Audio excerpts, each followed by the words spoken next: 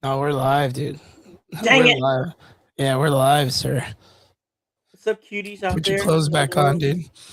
I'm taking my shirt off for all of you. Put your shirt Sexy back on, roughnecks. dude. They gotta pay premium prices for that, dude. What are you even talking about? You gotta play only derps. They got only derps. Only derps. Oh man, dude. It's been a slow, long week. Actually, no, it's kind of felt like it's been a fast week, but it's just slow. Like And, nothing's news happening. wise, yeah. Yeah, nothing's really been happening. January, dude. I mean, Yeah, January, brand new year, well, new year, new me. Red panties night, dude. Back at McDonald's again. New Year. Got that 20-piece McNuggets and fries, dude. They got a 40-piece now. Get the fuck out of here, dude. Yeah, they got a 40-piece. 40-piece, you're nuts, dude.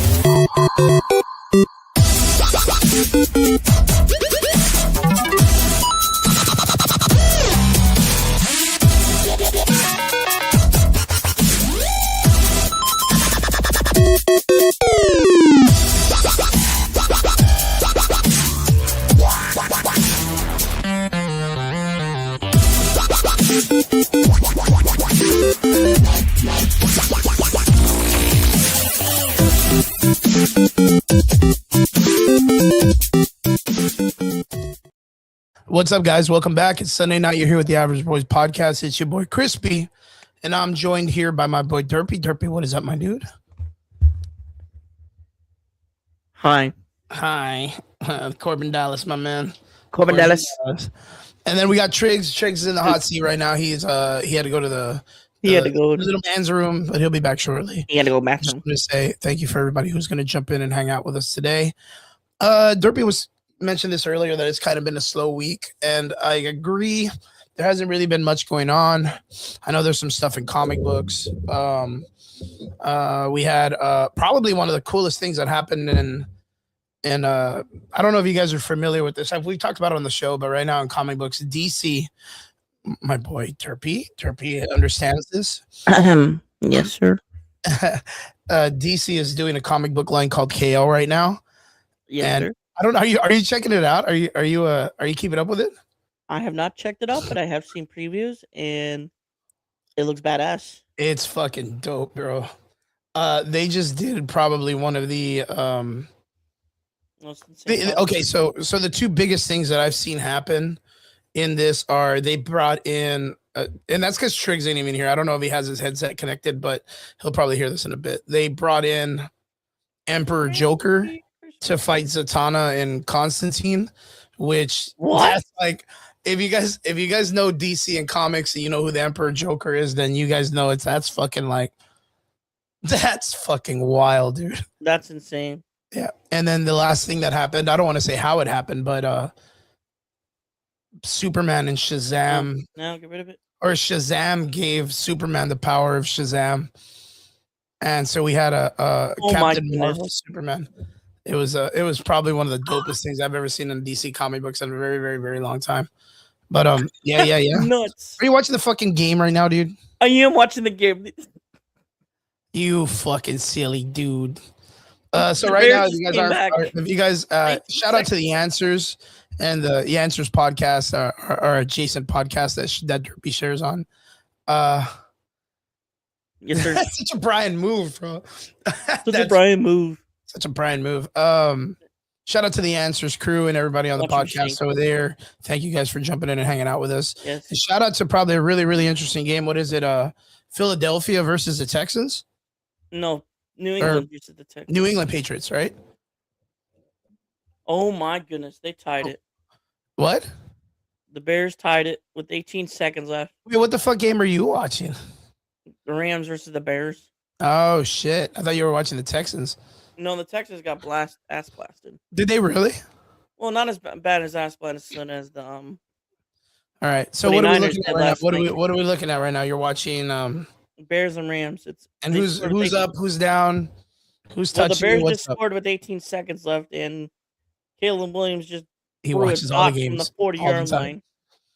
Fucking Derpy's like Charles Xavier, dude, in the X-Men. He He watches them all. While getting hit, he just threw it on one leg and casually just threw a dot for a touchdown on the 40-yard line. Hi, Jeff. What's up, man? Thank you for jumping in.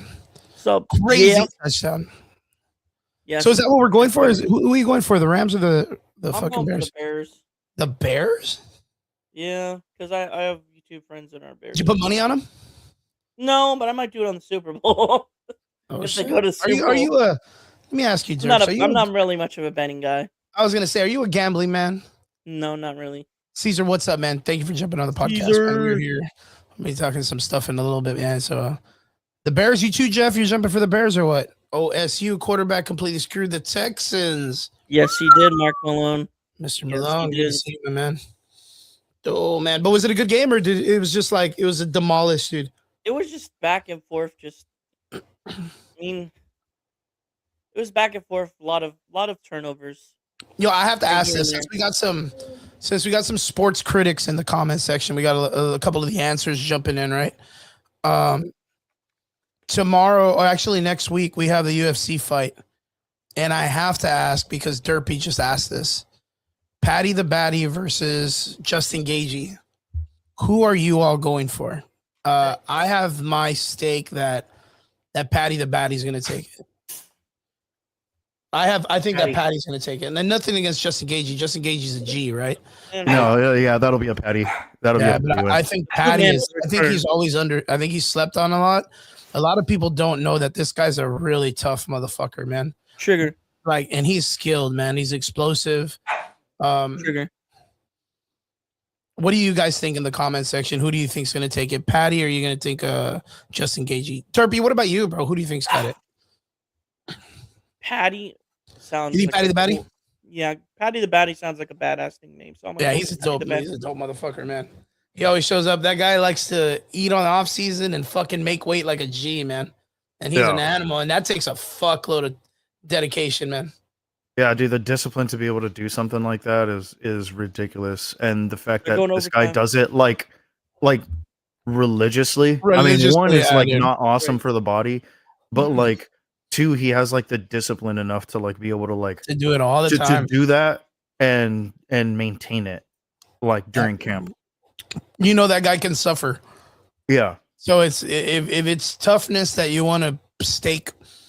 What your does he life always onto say that about him? fight. He's like, "Oh, I'm a scouser or whatever." And Uh-huh. he was like, "Yeah, we don't get knocked out." Yeah, he's a fucking animal, man. So I think Patty's gonna take that fight. There's a couple other fights that are pretty good. I want to see Another thing that I really like is just, he just doesn't take himself seriously.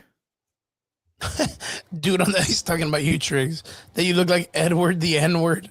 Holy shit, that's such a crazy fucking I don't know what that means. Yeah, dude, it's such a I don't know what that amazing means. name. Who's that Derpy? Who's Edward the N-word?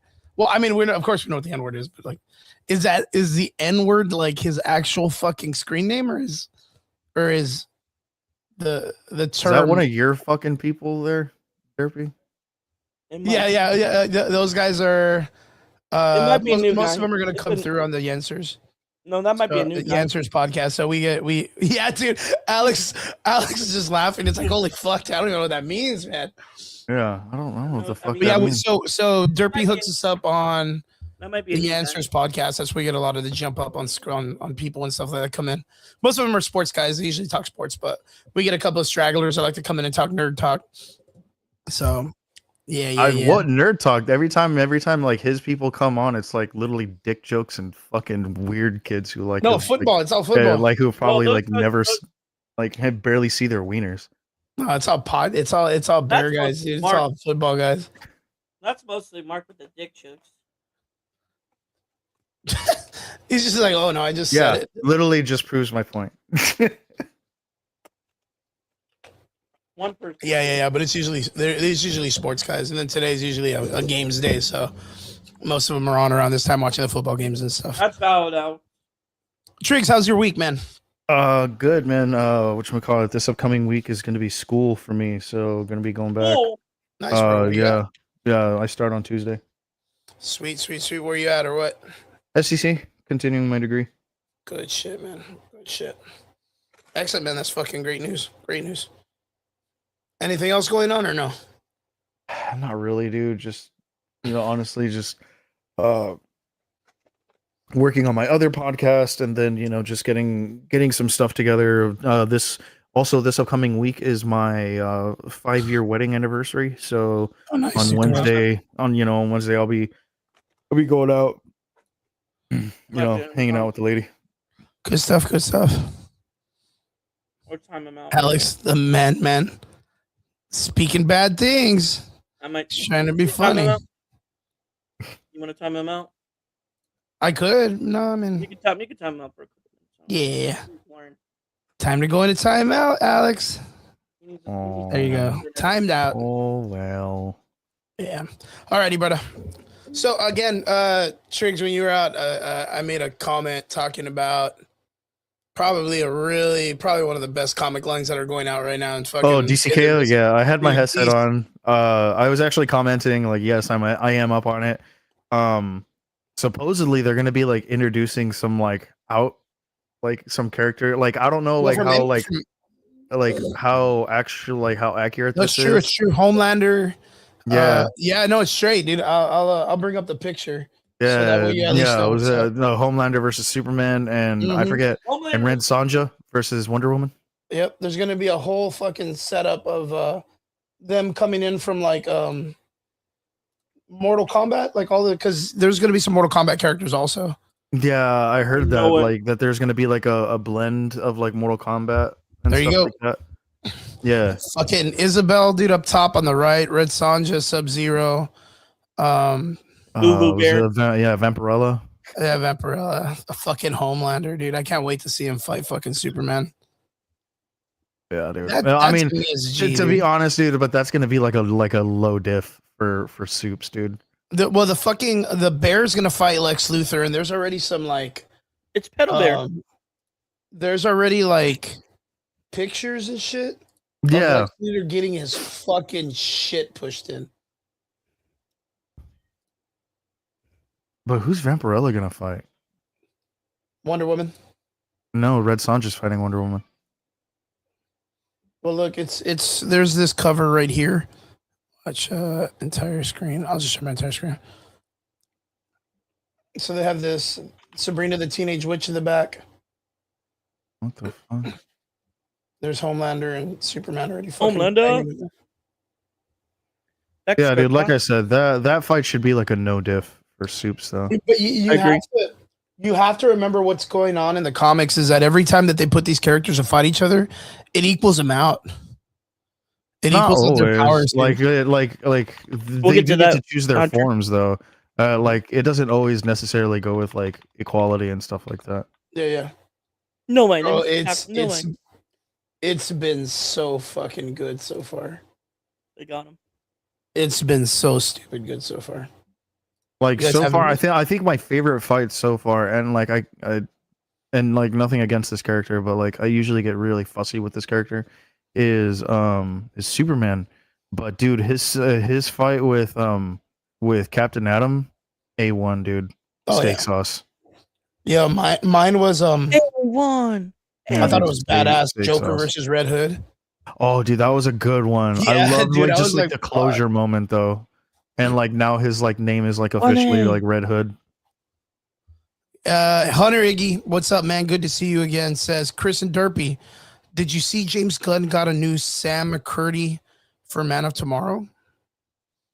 I did not see that, but Derpy, we what can is look this? into it. Sam McCurdy. The fuck does that even mean? A trigger. You got a new one, whatever it is. 1A, 1A, 1A. First Amendment. Sam McCurdy, cinematographer. Okay. So he'll be coming in for, Yeah, cinematographer. That's right. I guess, James Gunn. James Gunn's got him coming in or what? Yeah, For Man, new cinematographer. oh, that's pretty good. He's one of the guys that's cinematographer for Shogun. He Yep. was also he also did Peacemaker, Game of Thrones, Shogun. So legit. Nah, dude. Homie has some hitters under him. Yeah. He also did Street Dance 1 and 2. So let's not get too Shout out. excited. Shout out to Street Dance. Yeah, let's not get too Hey man, excited. everyone has their flops, dude. Even the Russos have their flops, and they have did them like the same. several multi-billion-dollar like movies under their belt. He did The Descent, so it's not too crazy. Yeah, dude. He also did Peacemaker and Shogun and Game of Thrones. Yeah, yeah. Three of the highest earning like fucking TV shows of all time. The guy's doing okay. All time. Holy shit. Holy shit. Oh man. Well, that's fucking crazy. Well, good, man. Well, fucking James Gunn bringing him in, man. Yes, sir. James Gunn bringing him in. Good shit. All right, boys. So what do we got talking about? So first, let's get to business, right? We have a new Kratos. Ryan Hurst. Yeah. WTF to that though. Why? What's up, dude?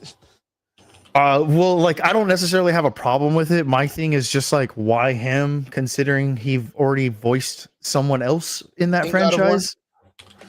Yeah, I heard about that. That's kind of. I just remembered that the other day. I don't even know what clicked it in my head, but I was like, "Wait a minute! Doesn't he do fucking Thor's voice?" Yeah. Yeah. And then they got like a fat guy to do Thor, and I'm just like, why not just get Ryan Hurst again? Yeah. I mean, what do you think though? Because I mean, a lot of the times they were trying to get the original voice actor. Was this Chris? Chris Judge. Chris, yeah, they wanted him to come in, or he was pushing for it for himself, right?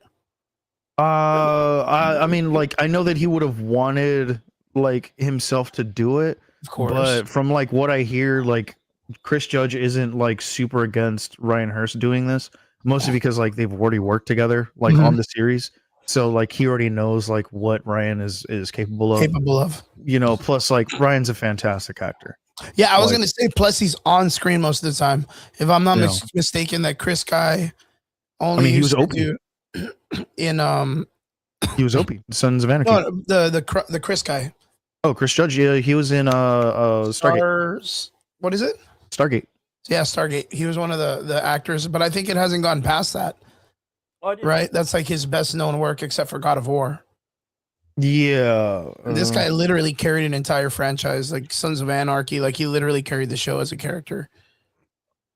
So like, acting. Yeah, he's only shot-wise- ever done just the Stargate series, yeah, but apparently he was also on Andromeda or something. Batman. He was in Ant-Man. No, he was in The Dark Knight Rises. He was Voice. no, he was just the background guy. Oh, nobody's gonna remember that shit. What the fuck? Hey man, I still remember Sam Witwer in oh fuck, what's that stupid Jason Statham movie where he has to like shock himself all the time? Oh, Crank. Yeah, he's in Crank. He's a background actor. That's funny. That's funny. I remember No, that. but I think this guy's good, man. I mean, he does very well as the Thor character, right? And they probably did some mocap work for him when he did the Thor character too. So Yeah, able to- yeah, no, they all do like Mocap, right? like their own mocap and stuff like that. You know, like Chris Judge did his mocap for like Yeah.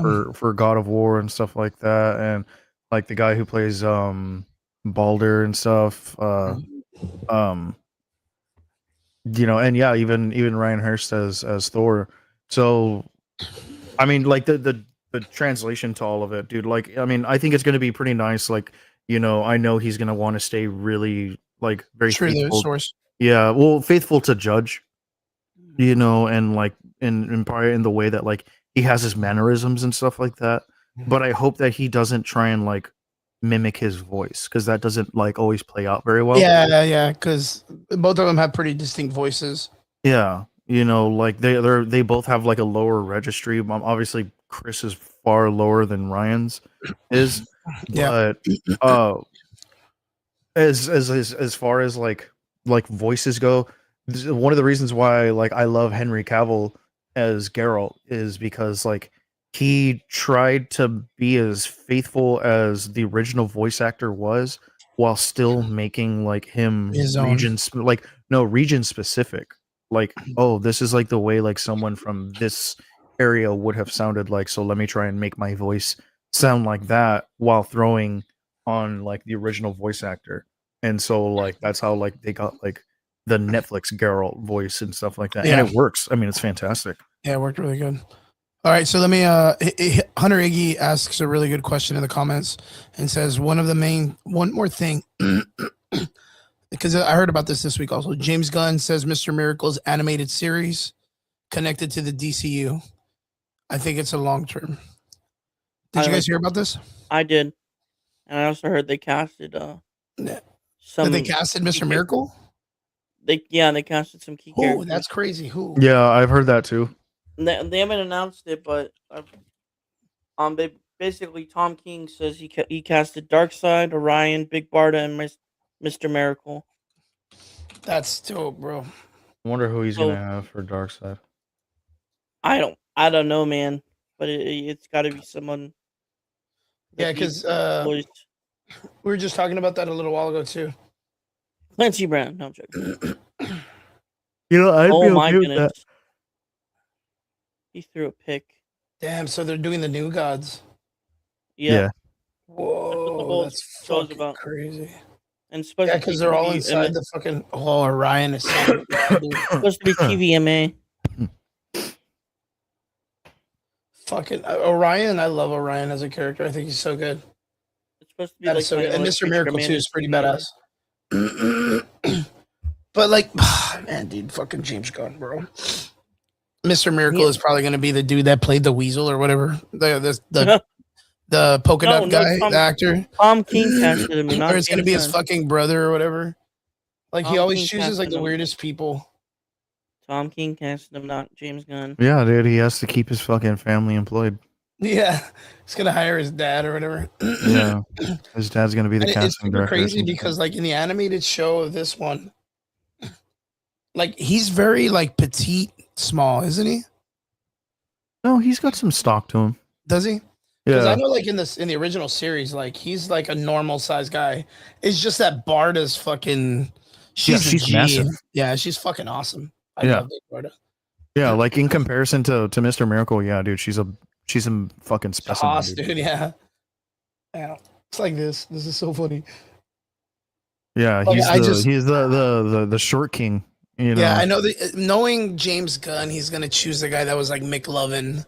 Dude, Or honest to someone- God, I don't even know if I would be mad at that if he got, Dude, you already if he- know it, dude. or if he got like an Andrew Schultz kind of like looking Like just the shit. smallest motherfucking Yeah. guy that he could find.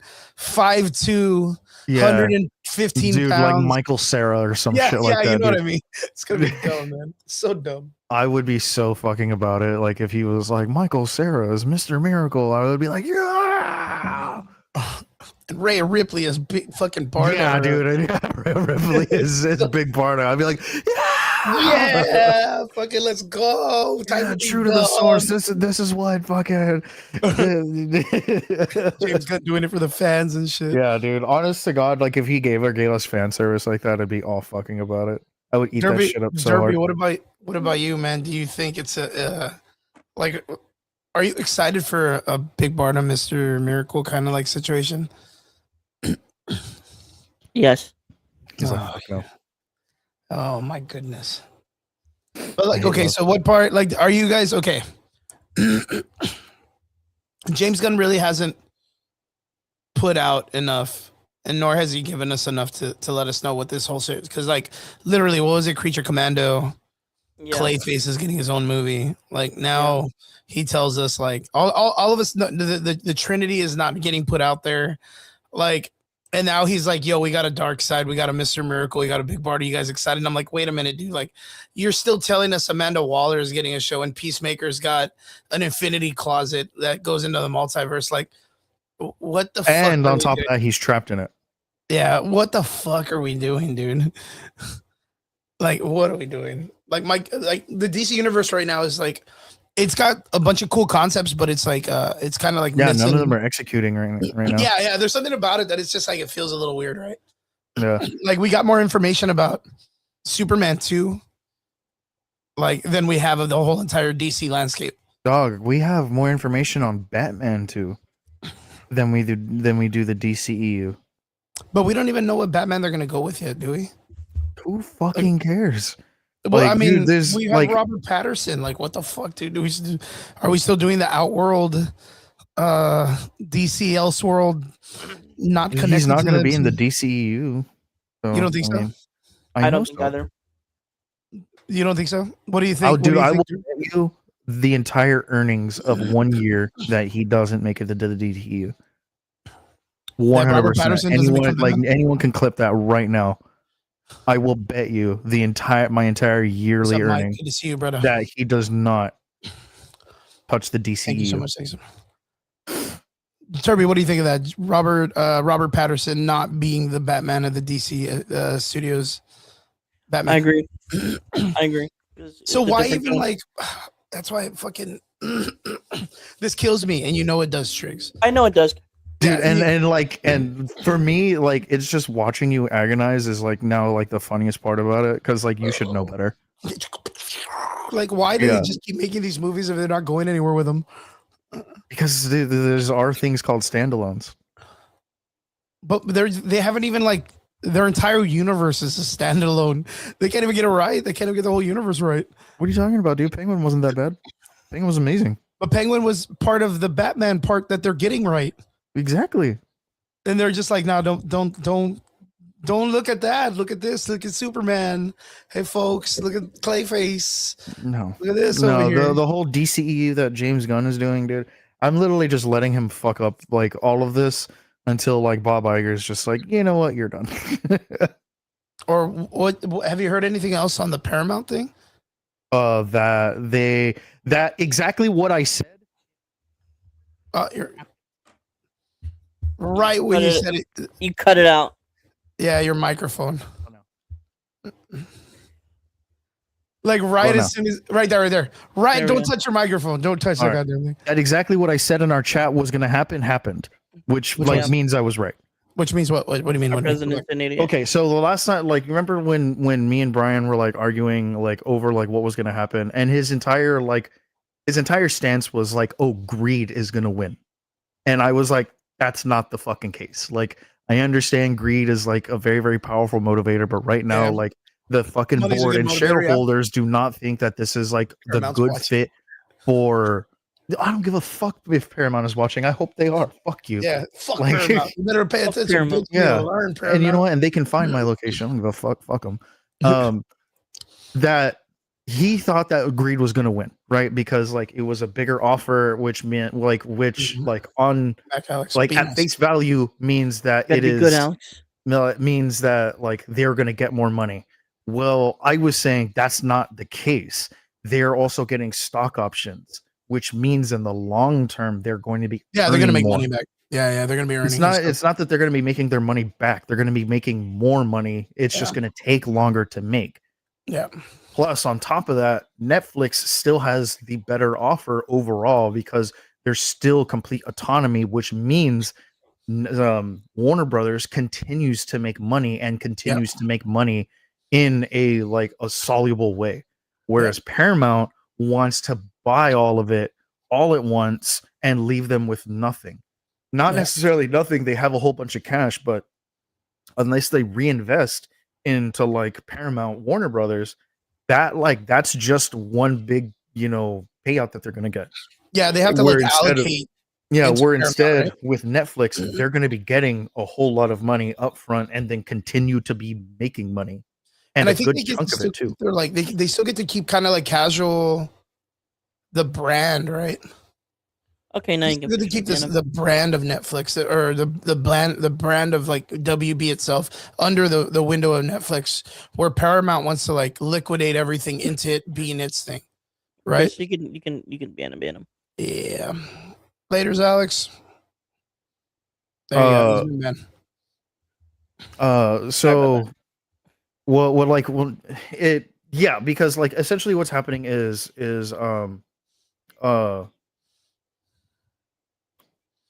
Netflix is going to buy Warner Brothers, but they're going to allow them to keep their autonomy on like the actual like movie making side. So that means that they're still going to get theatrical releases. They're still going to like, from what I hear, they're still going to allow 13-week like theatrical runs, which is pretty long, like overall.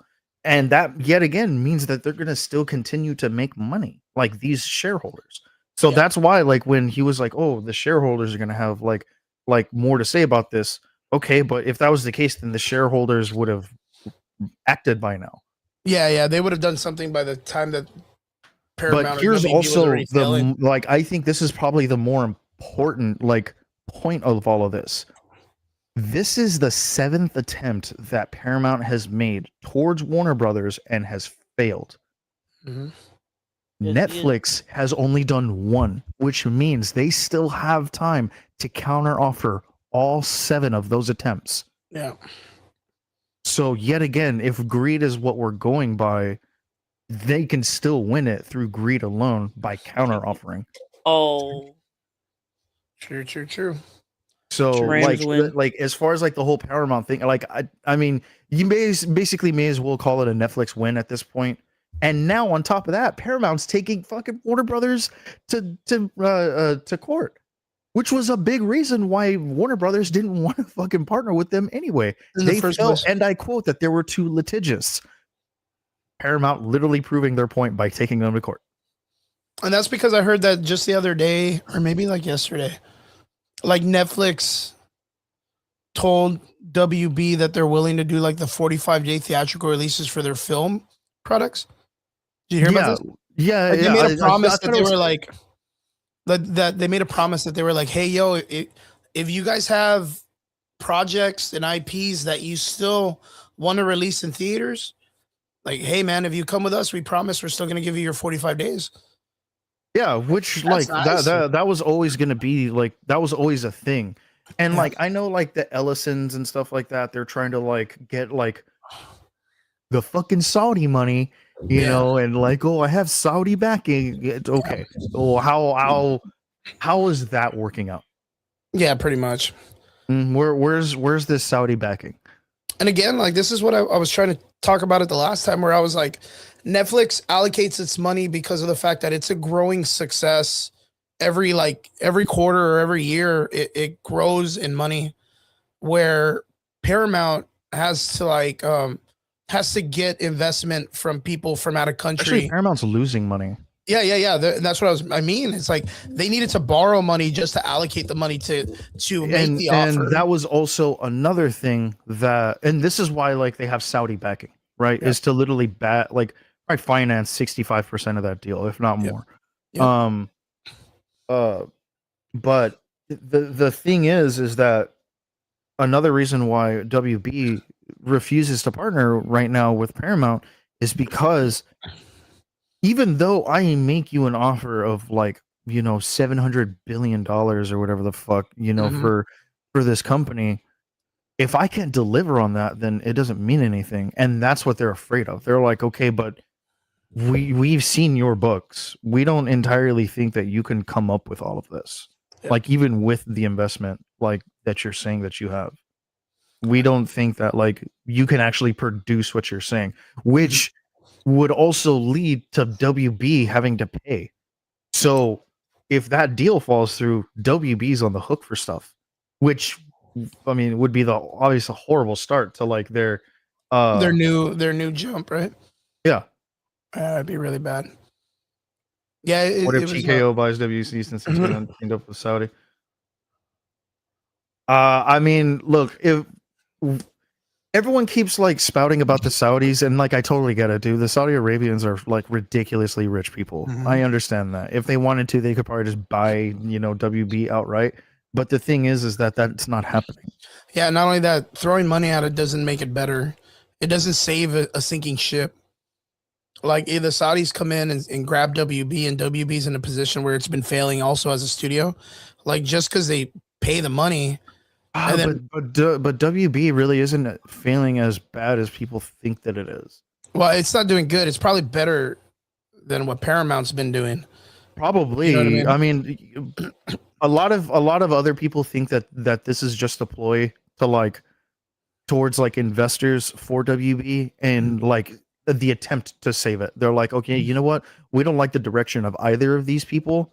You know what? Let's go reinvest in your company and save it. And then WB stays WB. Yeah, I think it has a better chance with Netflix rather than Paramount, because Paramount is just like in the same situation as WB, maybe going slower, but they're not. The turnaround that they're getting is not financially stabilizing their studios anymore.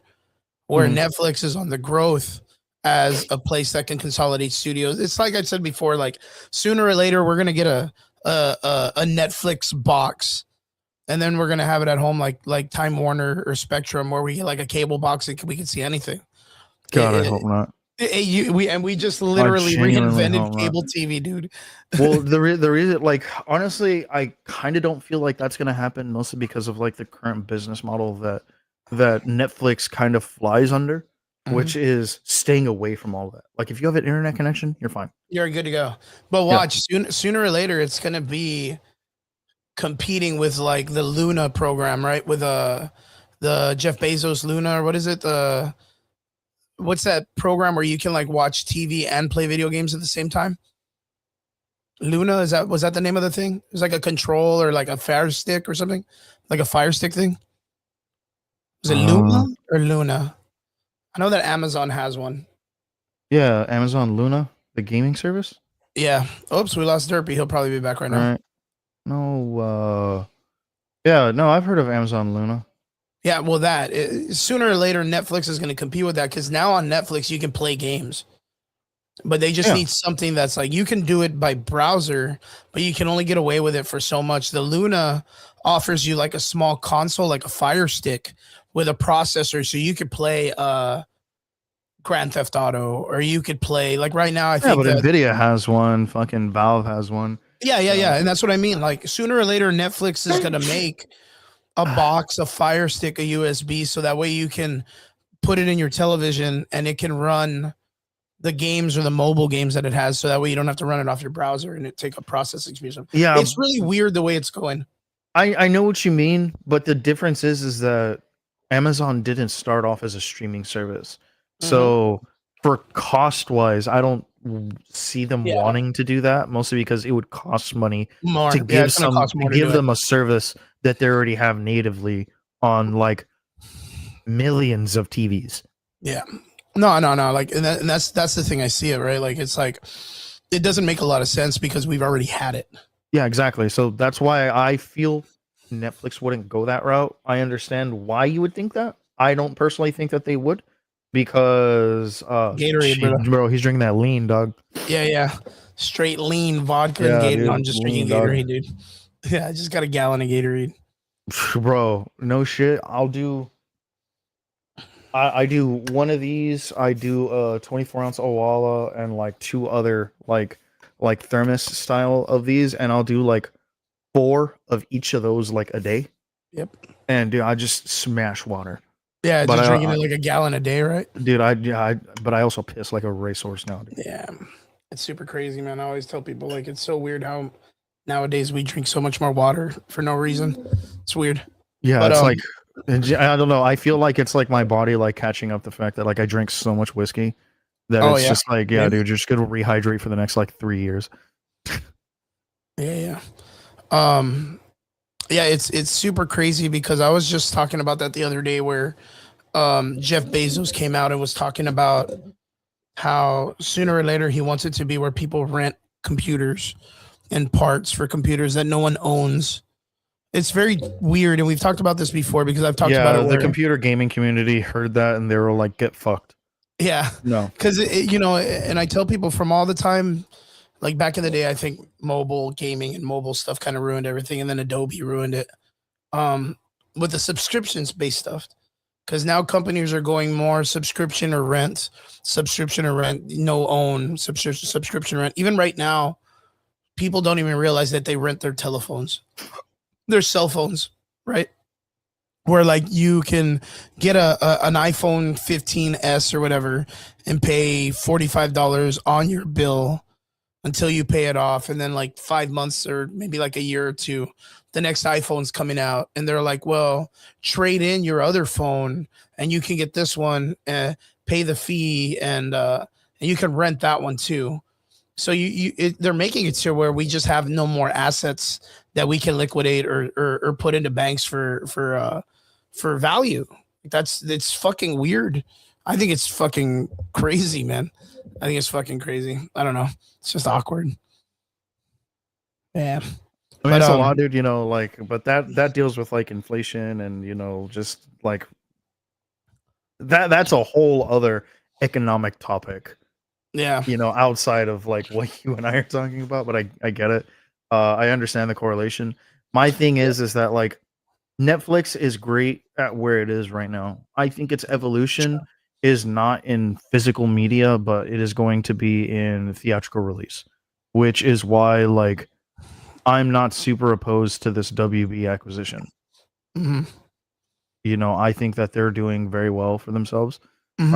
I now like really really hope that like it comes like the deal comes to fruition, once it does finally close and stuff like that, because once it closes, that like then it's like the year-long process of like it like actually like happening and like the Yeah. deal like taking place.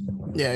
And that was like another like thing that another like a lot of people weren't entirely realizing, is that it still takes another year for all that to happen before like happen. it's a Netflix WB, partner company.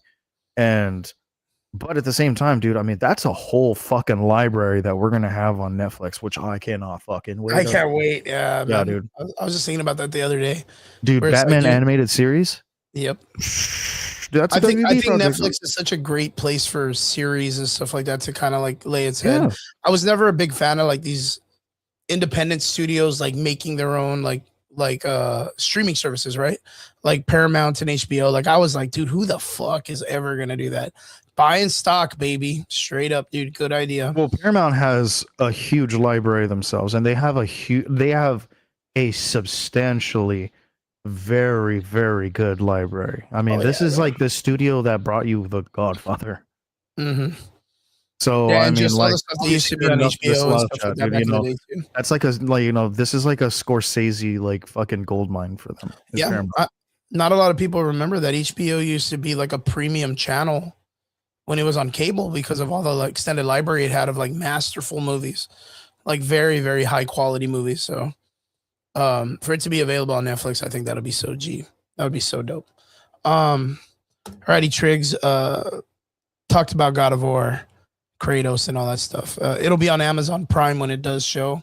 That's really cool because I would hate to see it on anything else. I think Amazon Prime is great. Oh yeah, speaking about Amazon Prime, Fallout Season 2. Are you watching it? You checking it out? What do you think, man? You shouldn't even have to ask, because you know who my wife is and you know how Mhm. she feels about Fallout. With that being said, I love Fallout Season 2. I think that it took a little bit, I'm not going to say it took a little bit longer to cook than Season 1 did, but that first episode was like a little bit lackluster. Season like episode 2 on A1, dude. And this past episode was just fucking gas, bro. I loved it. It was so good. Are you guys digging like some of the stuff they've been changing around? They Like with haven't the changed Kings. anything. Well, like the Kings, they wiped the Kings out real crazy, right? Yeah, into, like- I mean, like yes, there are changes and stuff like that, but like they're more lore changes than they are changes like to the games itself, because this isn't based on like any one game. These are continuations. Yeah. Right. So like the events of New Vegas happened 15 years prior to the TV series.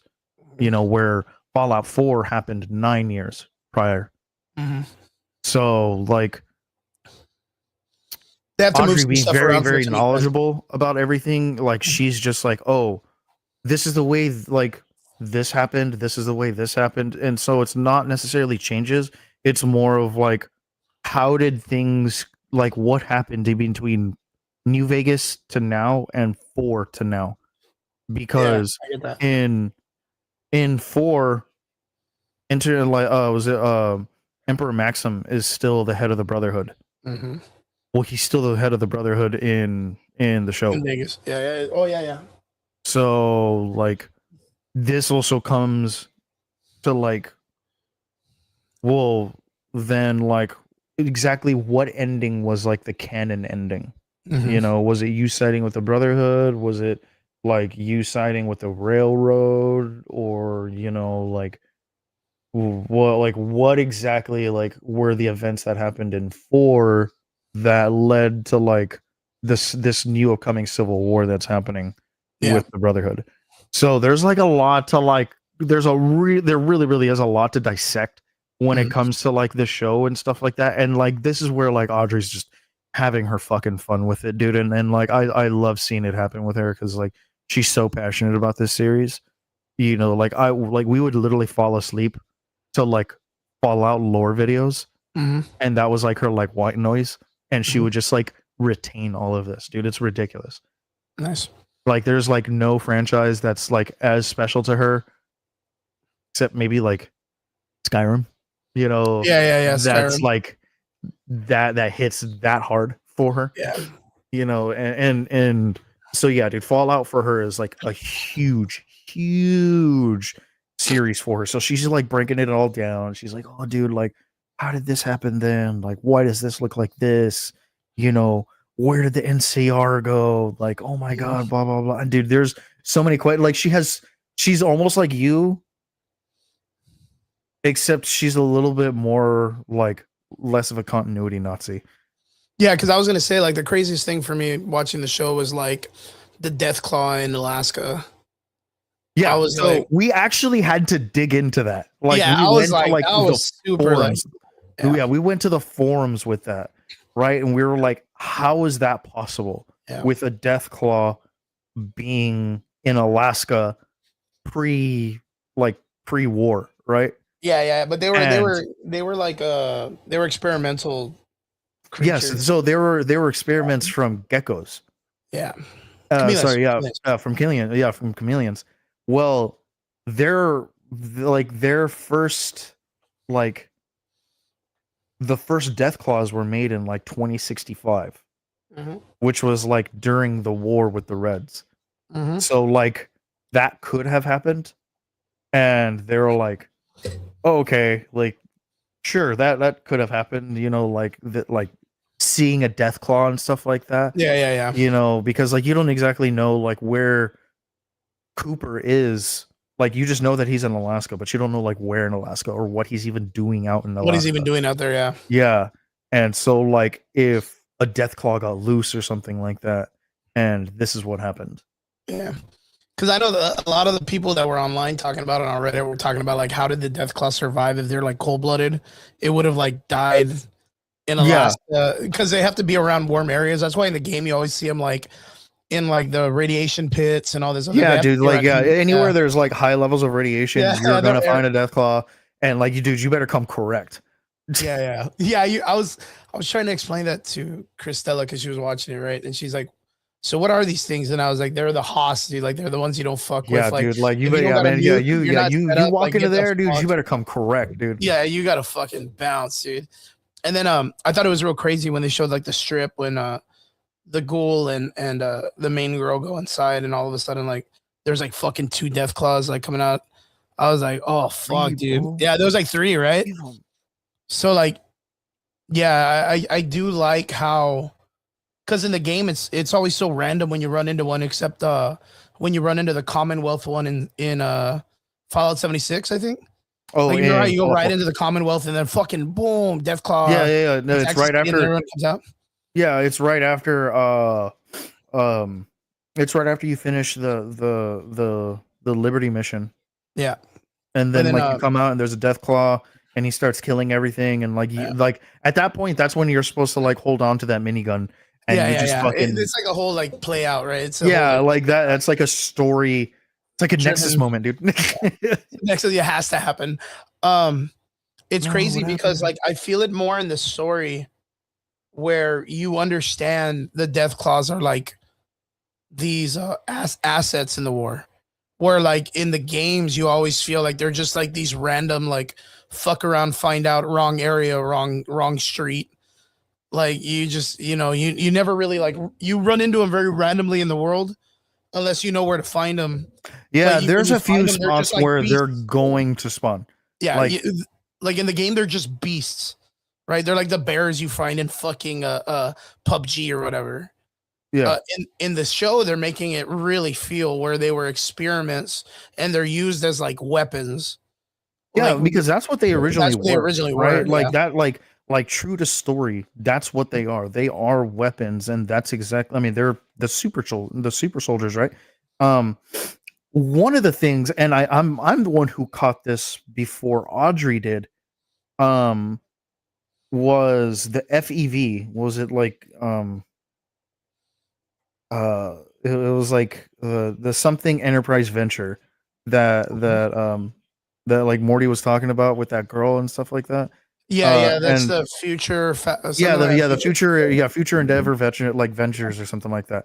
That's right? a real Or future crazy enterprise storyline. ventures. And I was like, and so like I remember like pausing it, and I was like, Audrey, she's like, what? And I was like, FEV, and she's like, oh, FEV, and I was like, future enterprise, and so like enterprise ventures, and she was like, do you think? And like we finished it, and then like it was like FEV. They were like, oh, it was a future evolution virus, and I was like, dude, it is that. And she was just like, bro, oh my god, and like, dude, yeah, just watching that like with her, like especially like she pretty much did that all episode last week. I Yeah, the was just Easter eggs like, that pop off and stuff. yeah, dude, like they're so heavy, but like I love that when they come, they have the impact that they're supposed to have. Yeah. Like I think they are impactful Easter eggs that like have gravity over the entire story Yeah. or build onto the story that, I mean, to be honest, still has quite a bit of mystery on it. You know, because we still don't know definitively who dropped the bombs first. Yeah, true that. Yeah, true that. And in that last part of the episode with House. yeah, Mr. House and the ghoul guy, I forget his name. Yeah, Cooper. Cooper. Yeah, that was a interesting kind of interesting dialogue with that. Yeah, and then the drinking thing was pretty cool.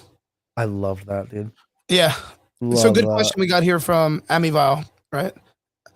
Amivile. Yeah, I said it right. What's a better game, GTA or Fallout? They both have their audiences, man. I love both of them equally, and I say that because I've put hundreds of hours in both. Yeah. And I mean they're just fantastic. You know, they're inherently different, but just still like amazing games. One's made by Rockstar, one's made by Bethesda. Both of them being very, very successful video game companies. You know, Yeah. Rockstar being the same company that brought you Red Dead, you know, and Red Dead 2. You know, Bethesda bringing you Skyrim, Fallout, Starfields.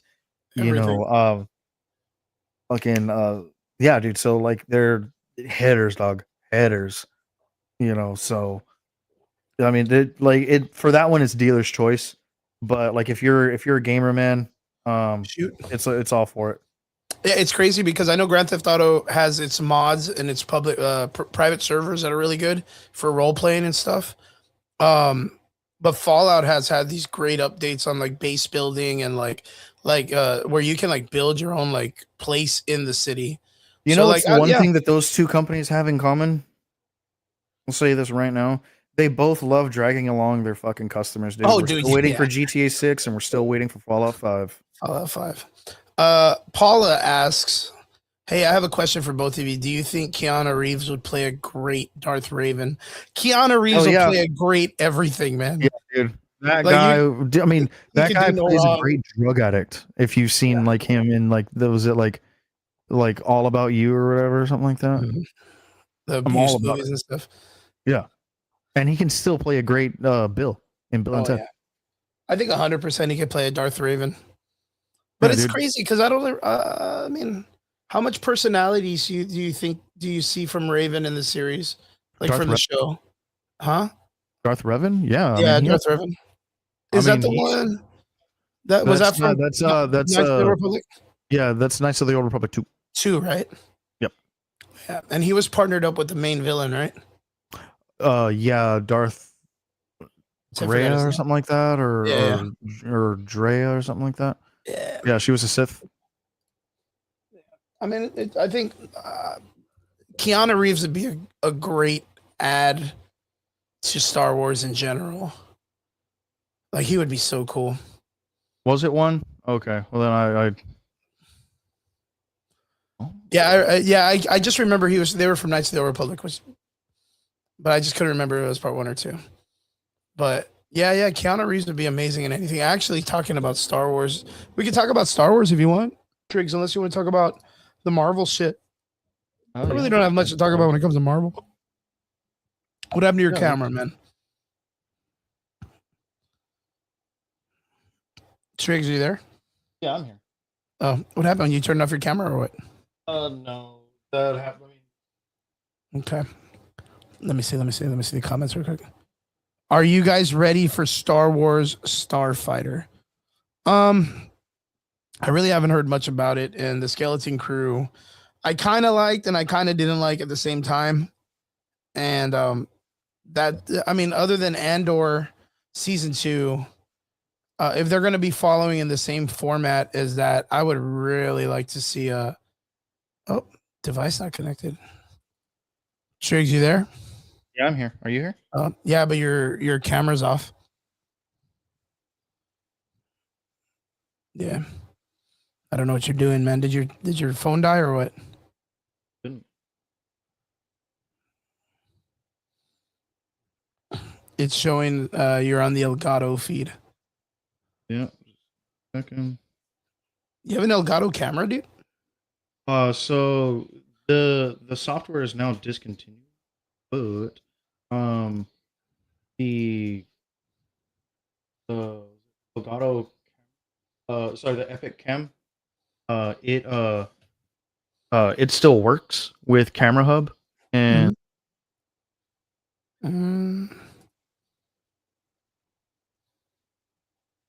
Are you there? Yeah. Okay. Yeah, I don't know. Are you messing around with it or what? Because it keeps cutting you out of the stage. why I don't know why it's gosh There you are. man. Maybe your camera's dead. Maybe it No. died out. No, I'm looking right at it. Here, I'm coming back in and I'm coming back out. Be right Okay. All right. Yeah, we're gonna give Tribs a little bit of time, but once scene was filmed by Tom. Wait, so Tom Cruise is gonna be what is he, like a director or something that's gonna be part of the Star Wars Starfighter or what? I didn't know that. What the heck? And Paula says, except the new Spider-Man with Tom Holland, brand new home. No, brand new day, I think it's called. Yeah. It says Knights of the Republic. But yeah. What did you mean by except the new Spider-Man, Paula? Let me know in the comment section. And yeah, I didn't know that. So let me check out the Star Wars brand new day thing. Or Star Wars Starfighter. First look. Do they have a trailer for it yet?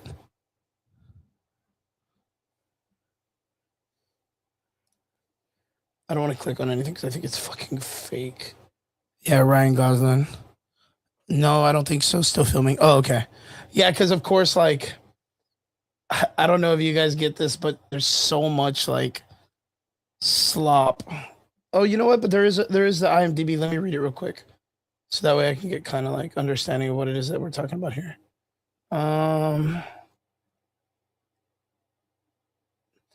In a rebuilding galaxy, a solitary pilot becomes entangled in a crucial mission as new threats emerge. Their journey may alter the future of the Force itself.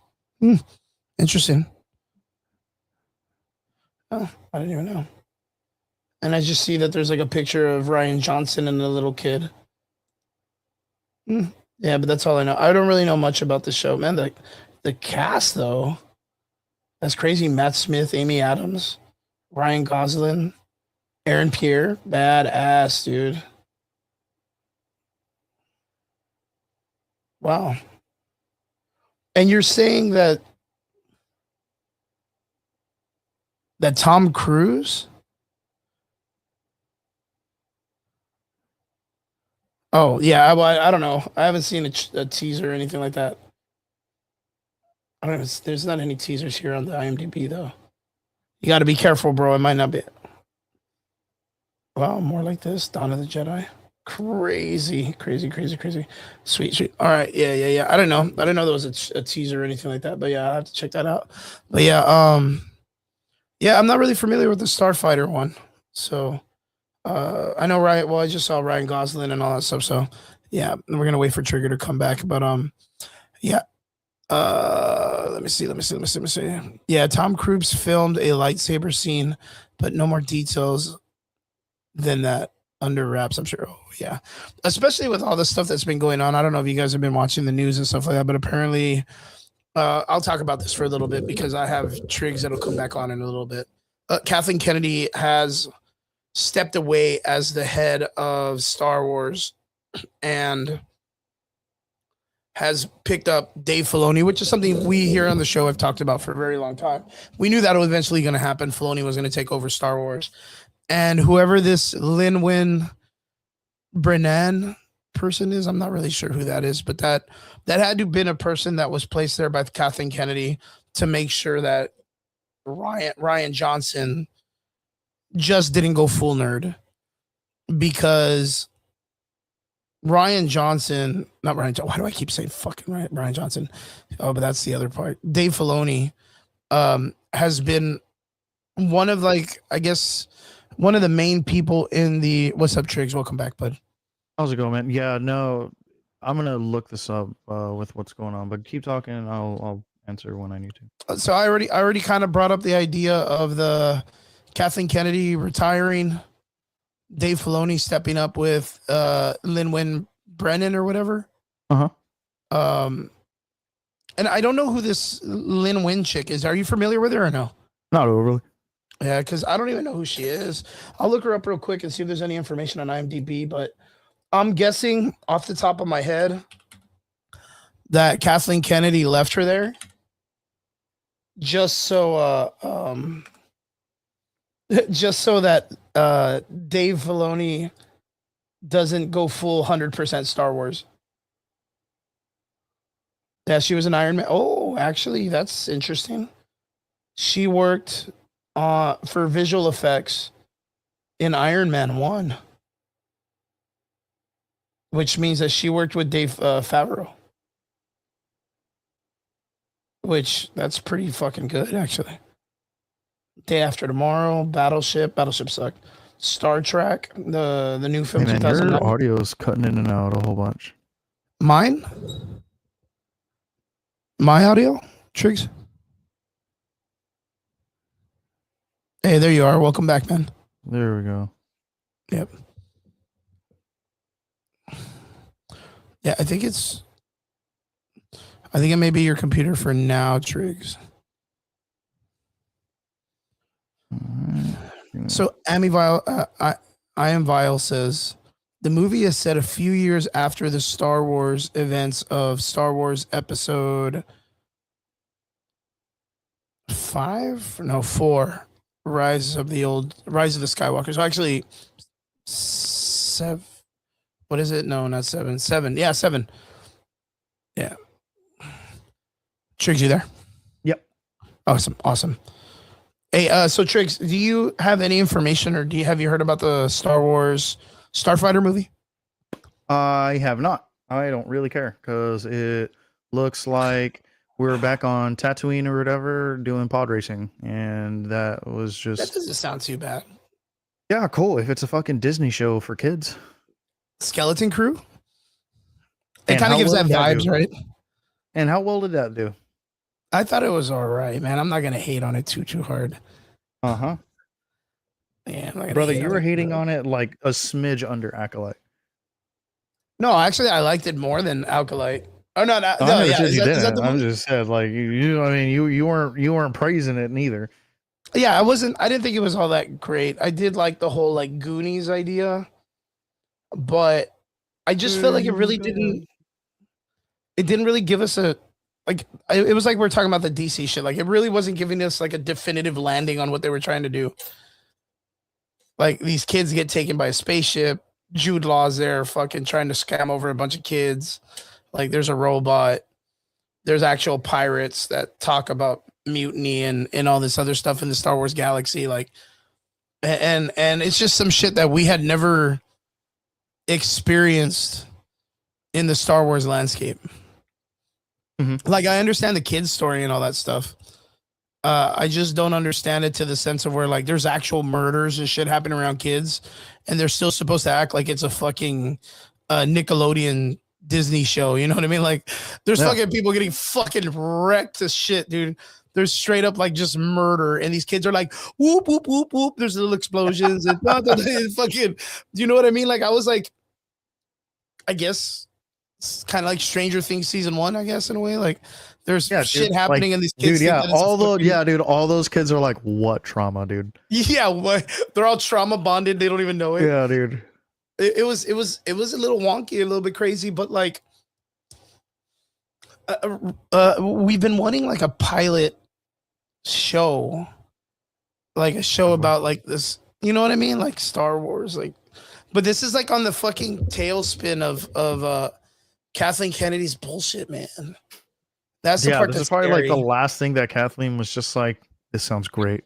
Yeah. Do it. Signs her name on it and been like, Yeah. all right, guys, I'm out. Bye. I'm gonna let it fail. Bye, guys. I'm gonna fucking. This is this one's gonna be the one that Yeah, tells dude, us. Like, honestly, like I kind of hope that Dave, like Mr. Filoni, comes in and just straight guns it, and he's just like, you know what, this person's fired, this person's fired, this person's fired. We're not doing this project anymore. We're not doing this project anymore. We're There not is doing a this part of project me, yeah. anymore. There is Like a that would part of be me- I so forgot- funny if he did that. I'd be like, you know what, I'm not mad at it. you know, sometimes I get to watch like videos about that. What's that? The Darth Vader guy. What's the dude that makes the lightsabers? Star Wars theory. Oh yeah, right. And he's been talking about it. And on one of them, he was like, yo, that now at Star Wars Galaxy or whatever at Disneyland or whatever, Yeah. like now they're going to actually allow the legendary characters, the legacy characters to be like walking around. So we're going to actually have it's not Kylo Ren anymore. It's going to be like Darth Vader and the stormtroopers as like the dude that walks around and does all the nonsense. Mhm. And then they're going to have like guys dressed as Han Solo, as Leia, as Luke. And it's not going to be like the new age Star Wars, because that's like the first thing Dave Filoni did. And I was like that was what, like right now when you're like fired. He's just going through the list of all the Disney actors, and he's like, the Kylo Ren actress, send her to the fucking food court. Yeah, make herself Where's fucking that burgers. John Boyka guy or whatever? Yeah. Give me Boyka, the most Yeah, give complete me- fighter in Give the me John world. Boyega, get him Yeah. over here. Look He's at gonna be a that Boyka fucking kid or Jedi whatever. now, dude. Yeah, Remember you're a that shit we Jedi. promised you? Congratulations, first black one. Get out of here. We're gonna do like an Oprah thing, and it's gonna be like, you know what, dude, you're a fucking You get Jedi. a and you're- lightsaber. You get a lightsaber. Yeah, dude. Yeah. I'm fucking so Where's the excited. little man. Asian girl too? The one that Yeah, everyone was mean fucking, at. who's the one that was trying to kiss you? Fucking, Yeah. she's fired. Sexual Yeah. harassment. Get out of here. Yeah, can't and be you get a kissing- lightsaber too. Get out of here. Yeah, can't be making out. Can't be kissing unconscious dudes. What do you think Yeah. this is? Fucking Sleeping Beauty? Get out of here. Yeah, you're fired. You're fired. You fucking sexual harasser. Jesus Christ. You want a Like, lightsaber? Get out of here. But before you go, here's your lightsaber. you Lightsaber. stupid fucking bitch. Like, Word. I'm so excited, dude. There's a part of me that's like, I'm so excited that someone is gonna be at the helm that likes Star Wars. Yeah. That likes Star Wars. That's literally what it is. Like, Honestly, Adam- and you know, and not at all to cut you off, man. I'm sorry, no. but I have to say that I'm sure Kathleen loved Star Wars Yeah, at some yeah, point, but I think the money got to her, and Yeah. I think that's what it was. Is that she was chasing the dollar and not the dream, Sure. and I think that's like what's most unfortunate about the whole situation, and because like you got to remember, dude, Kathleen Kennedy was handpicked by George Lucas. Yep. Right. Like she worked very, very closely with Mr. Lucas, you know, has like, you know, a fucking standing invitation to Skywalker Ranch. You Mhm. know, like this woman was royalty, and she pissed it away. And that's what's, I think, the most unfortunate part of like the whole thing is that Kathleen let her ego, she let her politics, and she let the dollar infect the dream that Sure. is Star Wars, and it made it ugly. And you know, I have a lot of faith in Mr. Filoni because he's been in these high dollar projects. He's been at the helm of many of these high dollar projects, and he's seen his dream through, and has a wonderful team behind him. that has helped him execute it. And I hope that as like the head that he can continue to do that in the way that we as his fans have really, really come to like enjoy his work. Yeah. And it's crazy because of the fact it's like it's been like fucking 20 years, man, that we've been in a situation where the stuff that they were giving us like wasn't like it wasn't good. Yeah, dude, they were giving us shit and calling it caviar and Yeah. you know, feeding us piss and you know, saying it's champagne. Yeah, and it's crazy because of the fact it's like, I mean, you remember, man, we used to be on the podcast all the time talking about this shit. And it used to be how people would talk about like, oh dude, the Star Wars fan base is so shit. Oh, it's so rabbit. Oh, it's so this. And in my mind, I was always like, well, yeah, it's because we know what the studio was capable of. We knew the stuff that it was giving us when we were young, and we knew the stuff that it gave us even on the prequels. And then there was a twist where it was like, well, we understand you're making this stuff with love and care and compassion, but we need to make big money now. Like Yeah, we need to make and- money. We need to turn it into money. How do we turn it into money?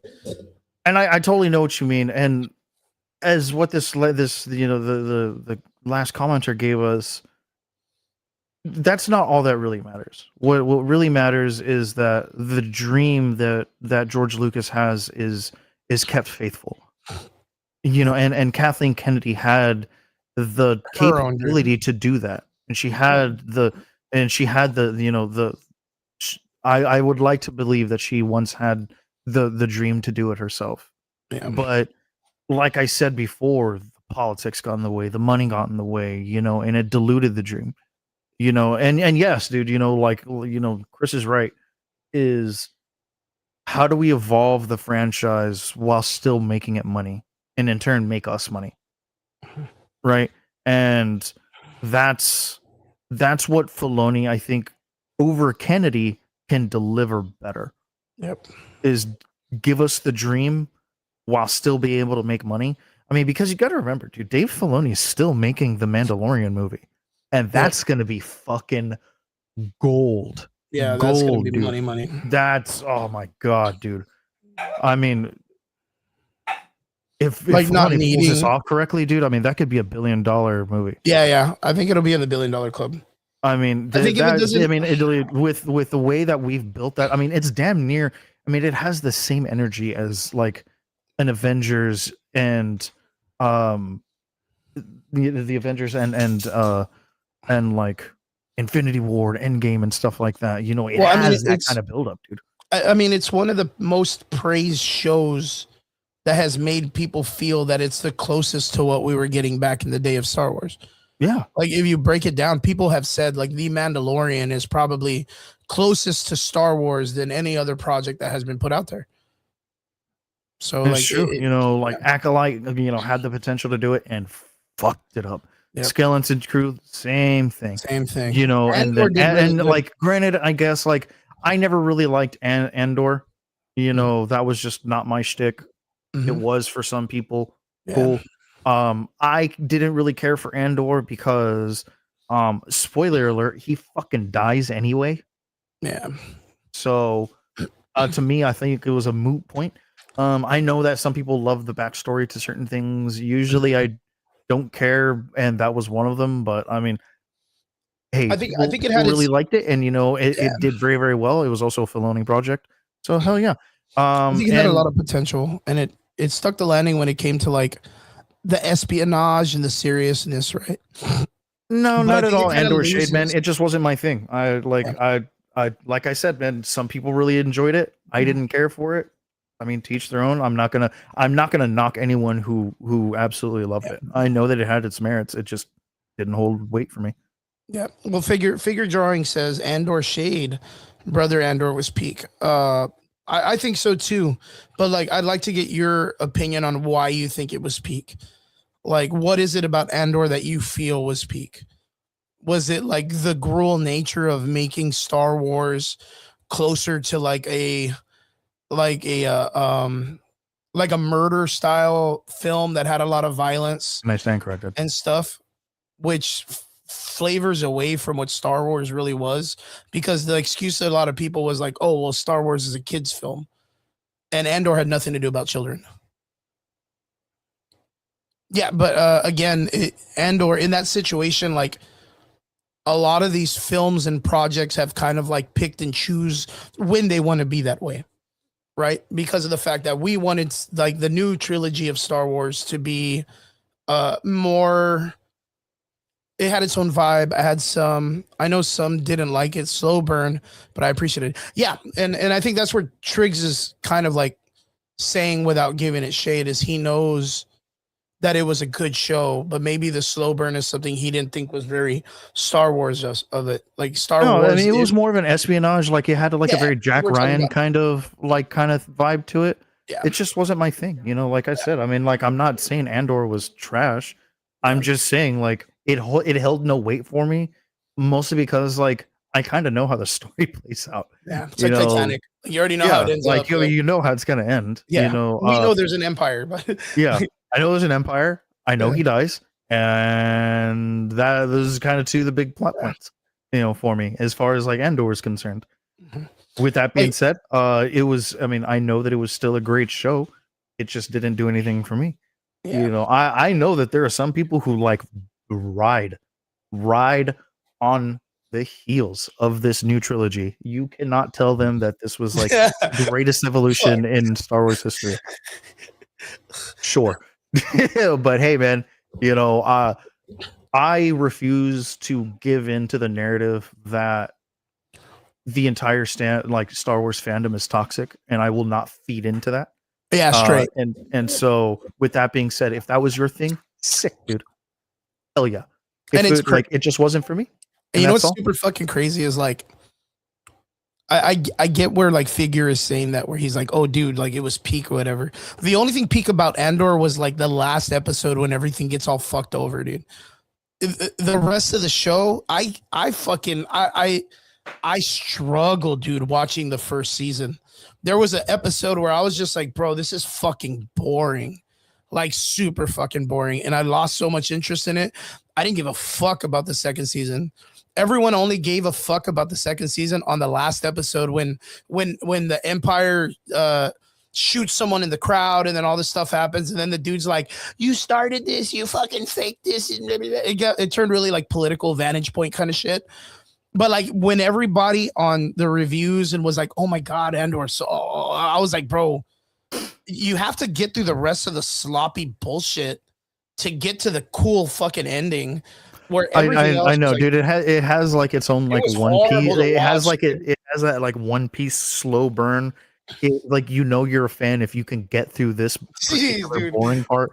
But dude, after that, it's fucking gas, dude. It's the weight cut was hard, bro, on that Yeah. one for me. Like I struggled getting to that last episode. I knew the payoff was there, but fuck, dude, it was Will telling everybody that he doesn't like girls for like 12 episodes, dude. From Yeah. like half of the first season. Like it was rough, dude. It was rough, and I get it where everyone kind of like, You know, man. blew Hey, the show maybe I on the wasn't last part. the target audience. Huh? Maybe I wasn't the target audience. Yeah, I'm telling you, bro. Greatest fucking excuse. I don't know, man. Not the target audience, dude.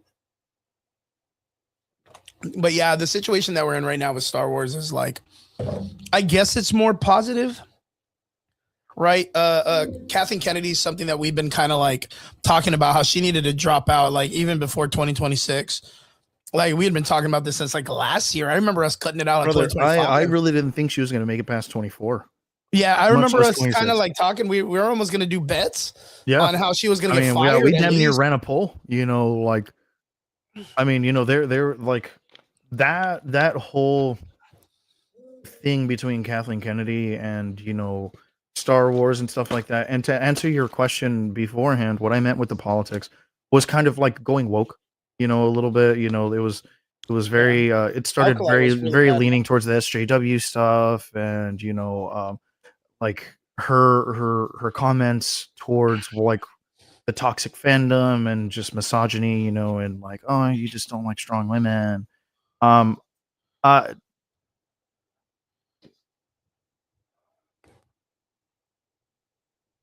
I agree. You know, like Hey, Star Wars wait a needs high minute. Wait a fights, minute. but I you know, I am one of those guys that would wipe my ass with the script, dude. But I tell people I really thought Kylo Ren and Rey fighting on that water shit, that was such a cool fucking scene. oh, that's a beautiful scene. Like Yeah, like cinematography wise, that is yeah. just a beautiful that and the scene where they're fighting together. Oh yeah, against the fucking elites, right? Against the Yeah. red. Yeah. Yeah, that was pretty good too. Like there's so many like they're interesting scenes. There's and I say interesting because I don't want to give it acknowledgement that it's good in any way. Like they're I interesting. refuse. They just tickle my loins a little bit. And those two fight scenes, in my opinion, are super fucking rad. And then of course there was like when Finn picked up the lightsaber and like that was a really because we expected so much from the Finn story, dude. God, it fucks me up so bad. When Finn picks up the lightsaber for the first time and hits it, and then Kylo Ren cuts his back and he's all fucked up. Like it had the Luke Skywalker cut arm, needing Leia and Han to save him. Yeah, but that Like- was also like a thing. Like that all happens episode 2. Anakin loses his hand episode 2. Luke loses his hand episode 6. And so everyone was like, okay, someone's getting their arm cut off in episode 8. You know, like it's gonna happen, right? Like we're 2 for 2, you know, franchise wise. So like a lot of people, but that was also the thing, dude. Like it never, like what happened with John Boyega was probably like the most like was like the worst thing that happened. Like you know, trauma, outside right? of Leia dying. Yeah, like you know, the trauma like, part. Him getting fucking sliced in the back. That whole Kylo Ren scene in him was like, it was great. Like it was so fantastic. The scene after that where like Rey just magically kicks into overdrive with her fucking Hulk Jedi powers. I will never accept that somehow or another you had such a good handle on your powers, but with never knowing that you had them to begin with. Yeah. And because that was straight video game shit. Like you just magically have a good grasp on how to use your powers. No level up system, no fucking experience Just points cheat shit. coded it Yeah, right just in. straight, you know, up down, left, right, left, right, you know, X, Y, start. Straight up Contra code, dude. I Just was like, fuck what up, the actual fuck, dude? Like, yeah, let me just input this cheat code right quick and like literally let me kick the shit out of the son of one of the greatest force users in the universe. Oh man, it's what a time to be alive. Yeah. Target audience, man. Dude, and then on top of that, Whitwer's coming back as well. I mean, you know, he's gonna play the son. Yeah, you know, we're getting an OG, you know, Star Wars, you know, staple, and that's where Star Killer, and you know, he's gonna be coming back as the son. This is where I'm kind of like in my reserve, even with Dave Filoni stepping up, because of how Ahsoka was handled. There was something about the show that, like, you know, we got Thrawn, dude. Like, you know, we got and Ezra live action. So, and they were so underwhelming. They were so underwhelming as characters. Like, we got almost the entire cast of Rebels in live action, and they made Ren this chick that was like, oh, dude, she could just do anything. Again, they gave her like the Rey treatment. She did like the super jump. She could handle a lightsaber. She could do all the force shit. Even though that was like very, very minusculely touched on in the live act in the cartoon, right? They gave her like she even got fucking stabbed through the stomach with a lightsaber and survived. Or right? I want to say she got stabbed through the lightsaber. Like stabbed through the stomach with a lightsaber. And she just walked it off, even though it killed fucking Qui-Gon Jinn. Qui-Gon gets hit in the stomach, forever dead. Fucking Ren gets hit in the stomach with a lightsaber, just a flesh wound.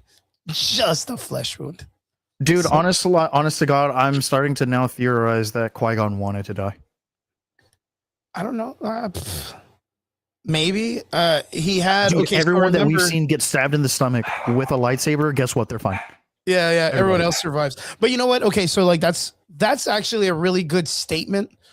And the reason why I say that and I agree with you is because of the fact that if it wasn't for Qui-Gon Jinn, a lot of the Jedis and Force users wouldn't know that you can survive in the Force and come back as a Force ghost. He was the guy that Yeah. created that. He's the one that found that out and taught Yoda. Yeah, So- he's the one who showed Yoda like how That to is do it, fuck- which that is is which is ingenious. crazy. So maybe he was like, hey, this fucking horny guy with a double lightsaber, like maybe he can do me a solid. I know I'm gonna fuck Obi-Wan's trauma over, but like, you know, maybe he's got it. And boom, got to the stomach. What's up, Travis? Good to see you, my man. We're talking Star Wars right now. So yeah, Yeah, like, dude, I have fucking- a feeling that his death was very altruistic in the fact that I think it's going to be like, because if he hadn't died, he wouldn't have forced Obi-Wan to grow as a man into the master that he knew that he could be, or into the Jedi Knight that he knew that he could be. True. Because you have to remember, Obi-Wan was still a Padawan at the time. He was not Yeah. a knight yet. he was not a knight. And During the he was, Clone and Wars, I that think that he was the was- whole thing. He was like, "I'm ready for the trials. I know That's I can right. do it." And he's like, "I know you can do, but like you're not ready yet." Yeah, he became knew a knight with his Anakin, death, right? it was going to force him to be ready and force him to be a knight so that Yeah. he in turn could train Anakin. That's a good fucking point. 'Cause I totally forgot that he was a knight and during the Clone Wars. Yeah, that's when he became a knight, Jedi Knight. That's so cool, man. I didn't think of that. An interesting point y'all bring up: Qui-Gon and Obi-Wan debating being. Yeah, mindful dude, this of is the this is future something that I've kind of versus like being in the I've been present. holding on Qui-Gon to for like a being couple of years. Kenobi being in the future. Yeah. And it's crazy because Qui-Gon kind of like knew but like it's like Qui-Gon didn't really live in the moment because of Anakin. Anakin, he kind of knew like how it was supposed to all play out in some way. Like he believed not in just it. that, but Qui-Gon was always looking towards the future. He was like, Yeah. This is why he's Iron Man. This is why he disagreed with the council all the time. He was like, this is not good for the Jedi Order. This is not good for the Force. We are not doing things the right way. Like, we're peacekeepers. We're not politicians, and we're playing politics, and we Yeah. shouldn't be doing that. And he hated that. He was in direct in direct line against that. He hated that. He hated that. That's what his the order was becoming. And so like when the Sith came, he was like, I fucking told you guys, dude. I fucking told you all. Okay, I need to go to the bathroom just to I put do a too, number on it dude. real quick. But let me go first and then I'll come back. But let me leave you with this. And I'll be right back. Do you think it was a part of the plan for Palpatine when he created Anakin for him to be picked up by the Jedi first and then changed later into a Sith? You guys talk about that. I'll talk about that. Wait, where you going, Triggs? Got a P2.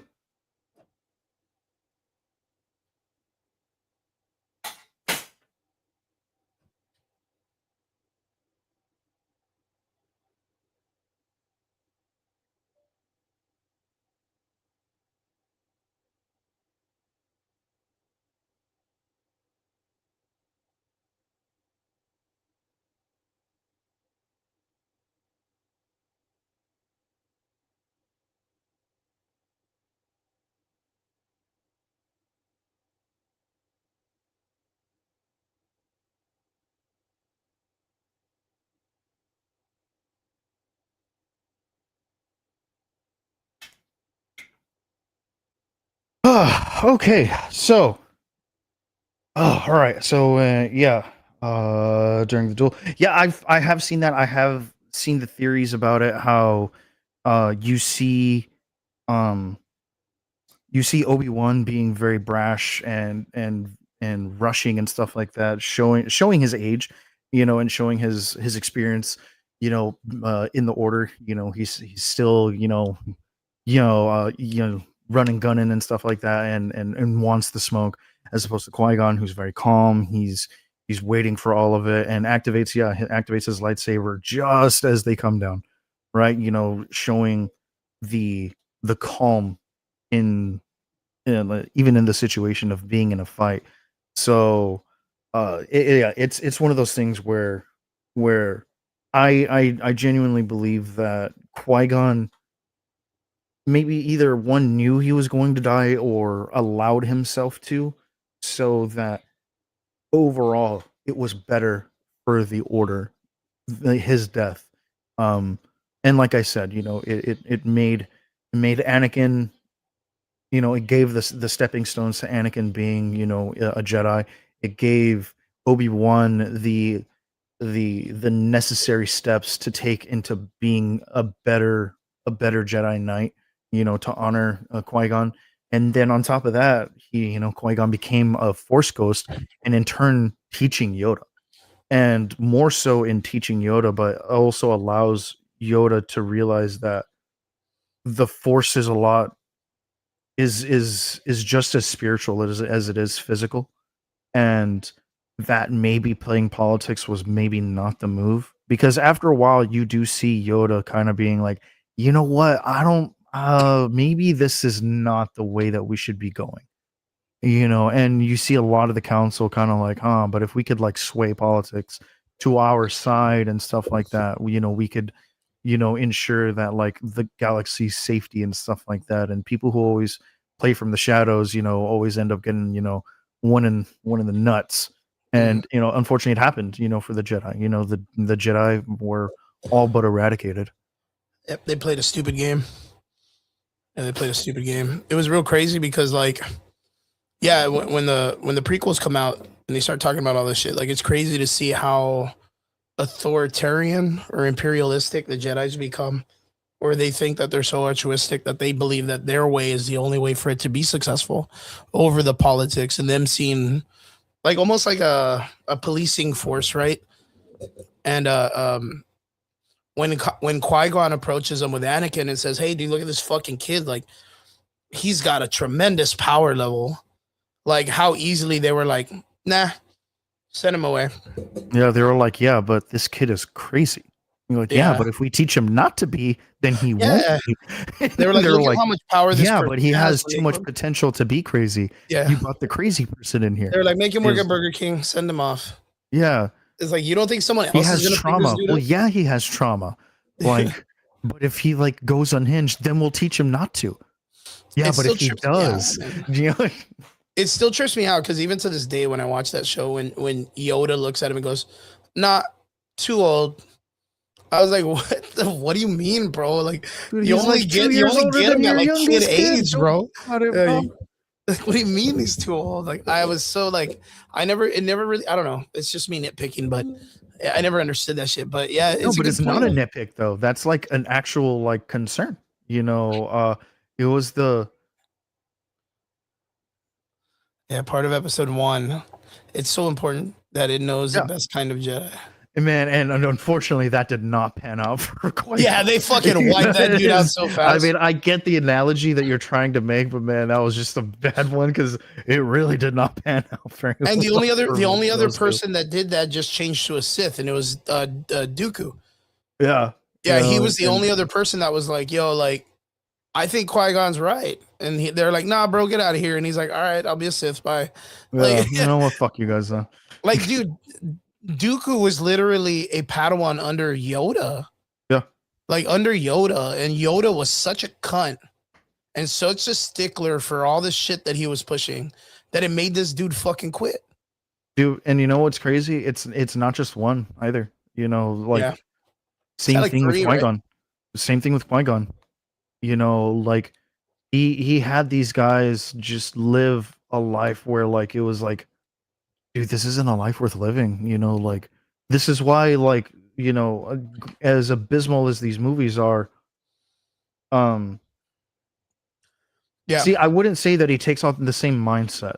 I would say that It makes him the moves that he question. makes are to honor Qui-Gon. Yeah, and question even the elders in the Jedi Academy, like even to question them on their bullshit. Like that's what made Obi-Wan such a great Jedi, and I still believe that Obi-Wan was the Jedi. I think he was more of the prophecy of the person to bring balance, because he was like 100% like that motherfucker, dude. Like he was the dude. Yeah, I'd have to disagree with you on that one, and mostly because like he's also like someone who did push a lot of like the Jedi politics. You know, it was one of those things where like He was a good soldier. He was a great soldier. He was the That soldier. was, but that was the problem, is that that's what he was. He was a soldier. Yeah. You know, But and even when he was a soldier, he took his like, when he was given roles, like he fulfilled those roles. But yeah, he questioned them with I think one of the Qui-Gon greatest things Jinn's- that he did when he was on the council was question why Anakin was not made master.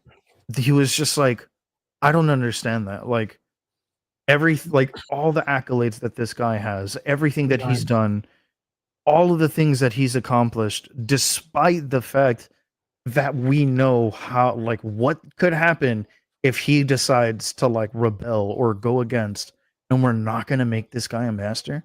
Yeah. I don't understand that. Like, they were like, oh, like he still hasn't like cast off that part of him, and they're like, and even Obi-Wan was kind of like, that's not gonna happen though, like, you know that. Well, it was just, you know, take the L and fucking let him be a master. If And we it's crazy literally just because- gave him that, had they literally just made him master, he would have been like, fuck that fucking Yeah, it'd be like, Palpatine what does guy, that even dude. mean, bro? Fucking keep Yeah. your titles, bitch. Yeah, But dude. it is crazy fuck- because when Sith, he's- you mean when he's- the extinct guys? Fuck those guys. When he's old Ben, right? And he's teaching Luke kind of like roughly how to be a Jedi. They're all Qui-Gon Jinn's methods. Like Yeah, everything because at is that point, like, he Luke. understands. He's like, He's I the get it old now. man, dude. He's Yeah. the master. Like, and even when he chooses to die against Darth Vader, it kind of like Travis says, it comes full circle because it's almost the same way he did with what's his face? With Darth Maul, right? Where he kind of makes the choice that he knows he has to sacrifice himself in a way for Obi-Wan's future, right? Because of his futuristicness. That was the same thing as Obi-Wan when he fights Darth Vader and lets himself go to Luke, and he needs to show Luke that he's willing to die for this belief of hope and something that's way bigger than him that you can't see. It's like faith, right? Like where you can't just go off and be like, how do you expect me to believe in all this invisible shit that you can move things with your mind and it all comes from this? And he's like, well, I'm willing to die for it. Check this out. You know, put me up on my cross or whatever. Yeah, 100%. Put me up on my cross. I'm willing to die for it. And then boom, and you're just like, oh my God, this guy just died and he disappeared in a complete another, turned into Yeah, a bro. robe. They And even Gojo'd this Darth Vader- motherfucker, dude. I like They that Darth Gojo'd Vader's this like guy, dude. stepping on his robe to be like, the fuck, dude? Where'd you Dude, go, bro? That was always my Dude, funniest He thing. Gojo'd him, dog. They Dude, what the fuck? Gojo'd him. He Gojo'd him, cuts the fucking robe in half, it falls. And for some reason, Darth Vader's like, the fuck? He's not even here. Fuck this guy. And he just walks away, dude, all mad. Yeah, dude. He's just like, dude, oh, man, I knew I just shouldn't drink that kombucha earlier. Yeah, dog. he was like, motherfucker. He got me with the illusion shit. God damn it, dude. Got me with that Force Ghost, that shit that fucking Luke did to Kylo Ren or whatever. Yeah, dude. This is where you catch, you know, Darth Vader at the Drinking in the fucking the bar and shit. Yeah, like it's I'm so excited, dude. Look, dude, I think Dave Filoni has the best chance to inspire new creators for this verse to be able to make something great with Star Wars again. And I think under his direction will people be able to be led in the way that George Lucas was able to lead Would Dave be proud Filoni, of at least. you know, and be something and make this franchise like worthy of being proud of again. Oh my god, I thought you were gonna make Star Wars great again. or Good, whatever. no, I it's, thought you were gonna Oh say my some God. shit like that. I was like, fucking trigger, dude. God damn it. Miska or whatever. Yeah, living up to your name of Trigger to trigger everybody in the world. Yeah, right, dude. Yeah, make Skywalker's cool again or whatever. Yeah, dude. God, that would have been fucking funny. Yeah, well, guys, if you haven't heard, Dave Filoni, man, hopefully the man turns into Star Wars Jesus and comes back to save us all. Hopefully, baby. Hopefully. Onwards onto the last part of the conversation. Nothing too crazy, but Marvel leaks, Triggs. Triggs. It's dude, good I'm that you're all on the for it, show, dude. man. It's good that you're here, man, because you can talk to me about this stuff. Have you heard anything about Marvel leaks? I mean, oh, they're everywhere, bro. Like they are fucking everywhere. I'm checked out, dude. I don't want to see shit until like the movie comes out. But it was an interesting take how you were talking about it before we started the show, and you're like, "Nah, man, this is cool." And I was like, Yeah, That's dope. I'm probably the one person that you didn't expect to hear say that. I did not expect you Yeah. to say this, dude. And so let me give you my reasoning, right? Shoot. And I will make this as like as quite as unbiased as I can. Yeah. Well, And before we start, I want everybody to understand I am not at all upset about anything Marvel coming out right now. I'm actually very entertained by it. I just think it's ridiculous because, like, I'm a stickler for source stuff, and all this shit sounds very nonsensical, dude. All this shit sounds like nonsense. Yeah, Trig's gonna go get it. He has his omnibus in hand next to him where he sleeps at night. Like this guy, yeah, man, we're about this life, guys. Yeah, we're about this life. Like So, when it comes to this- Marvel, we're about this is the story in which they are going to be basing these upcoming majority of movies it. on, right? This is the 2015 Jonathan Hickman Secret Wars. He also wrote Avengers and New Avengers, which leads into Time Runs Out, which is the prequel story to this one. This has been one of my most favorite stories coming out of Marvel in the past 15 years. I love this story. Time Runs Out. As a matter of fact, me and Chris can probably agree that one of the greatest monologues in all of fiction comes in End of, the end of in Runs Out. Time Runs Out. A flash of light, a crash of thunder, two gods fell against many. You hear a crash of thunder and a flash of light, and then nothing, silence. I was just like, oh, dude, yeah. Oh my god. This is where, like, if you've seen the show, you'll see why Trigger always Yeah. picks me up about Hyperion. Hyperion confirmed. Yeah, dude, Hyperion confirmed, dude. There you go. I mean, today, brother, I will race you there. Dude, I still 100% think that there is a possibility. It being Hyperion, no, probably Century. We've talked about this before. It'd have to be the only thing that, like, that's the closest thing that we could ever get to it. Yeah. Kind of You know. sucks. But, and the only reason why I say it kind of sucks is because, again, Marvel brought in these characters and really didn't have, other than that part with Hyperion, they really don't know what to do with his character. And it's the same thing with the Sentry. The Sentry's so fucking strong that they don't know what to do with this guy. Like, even in it's Superboy Prime all over again. Like, it wasn't until recently that they started doing some fun shit with Superboy Prime.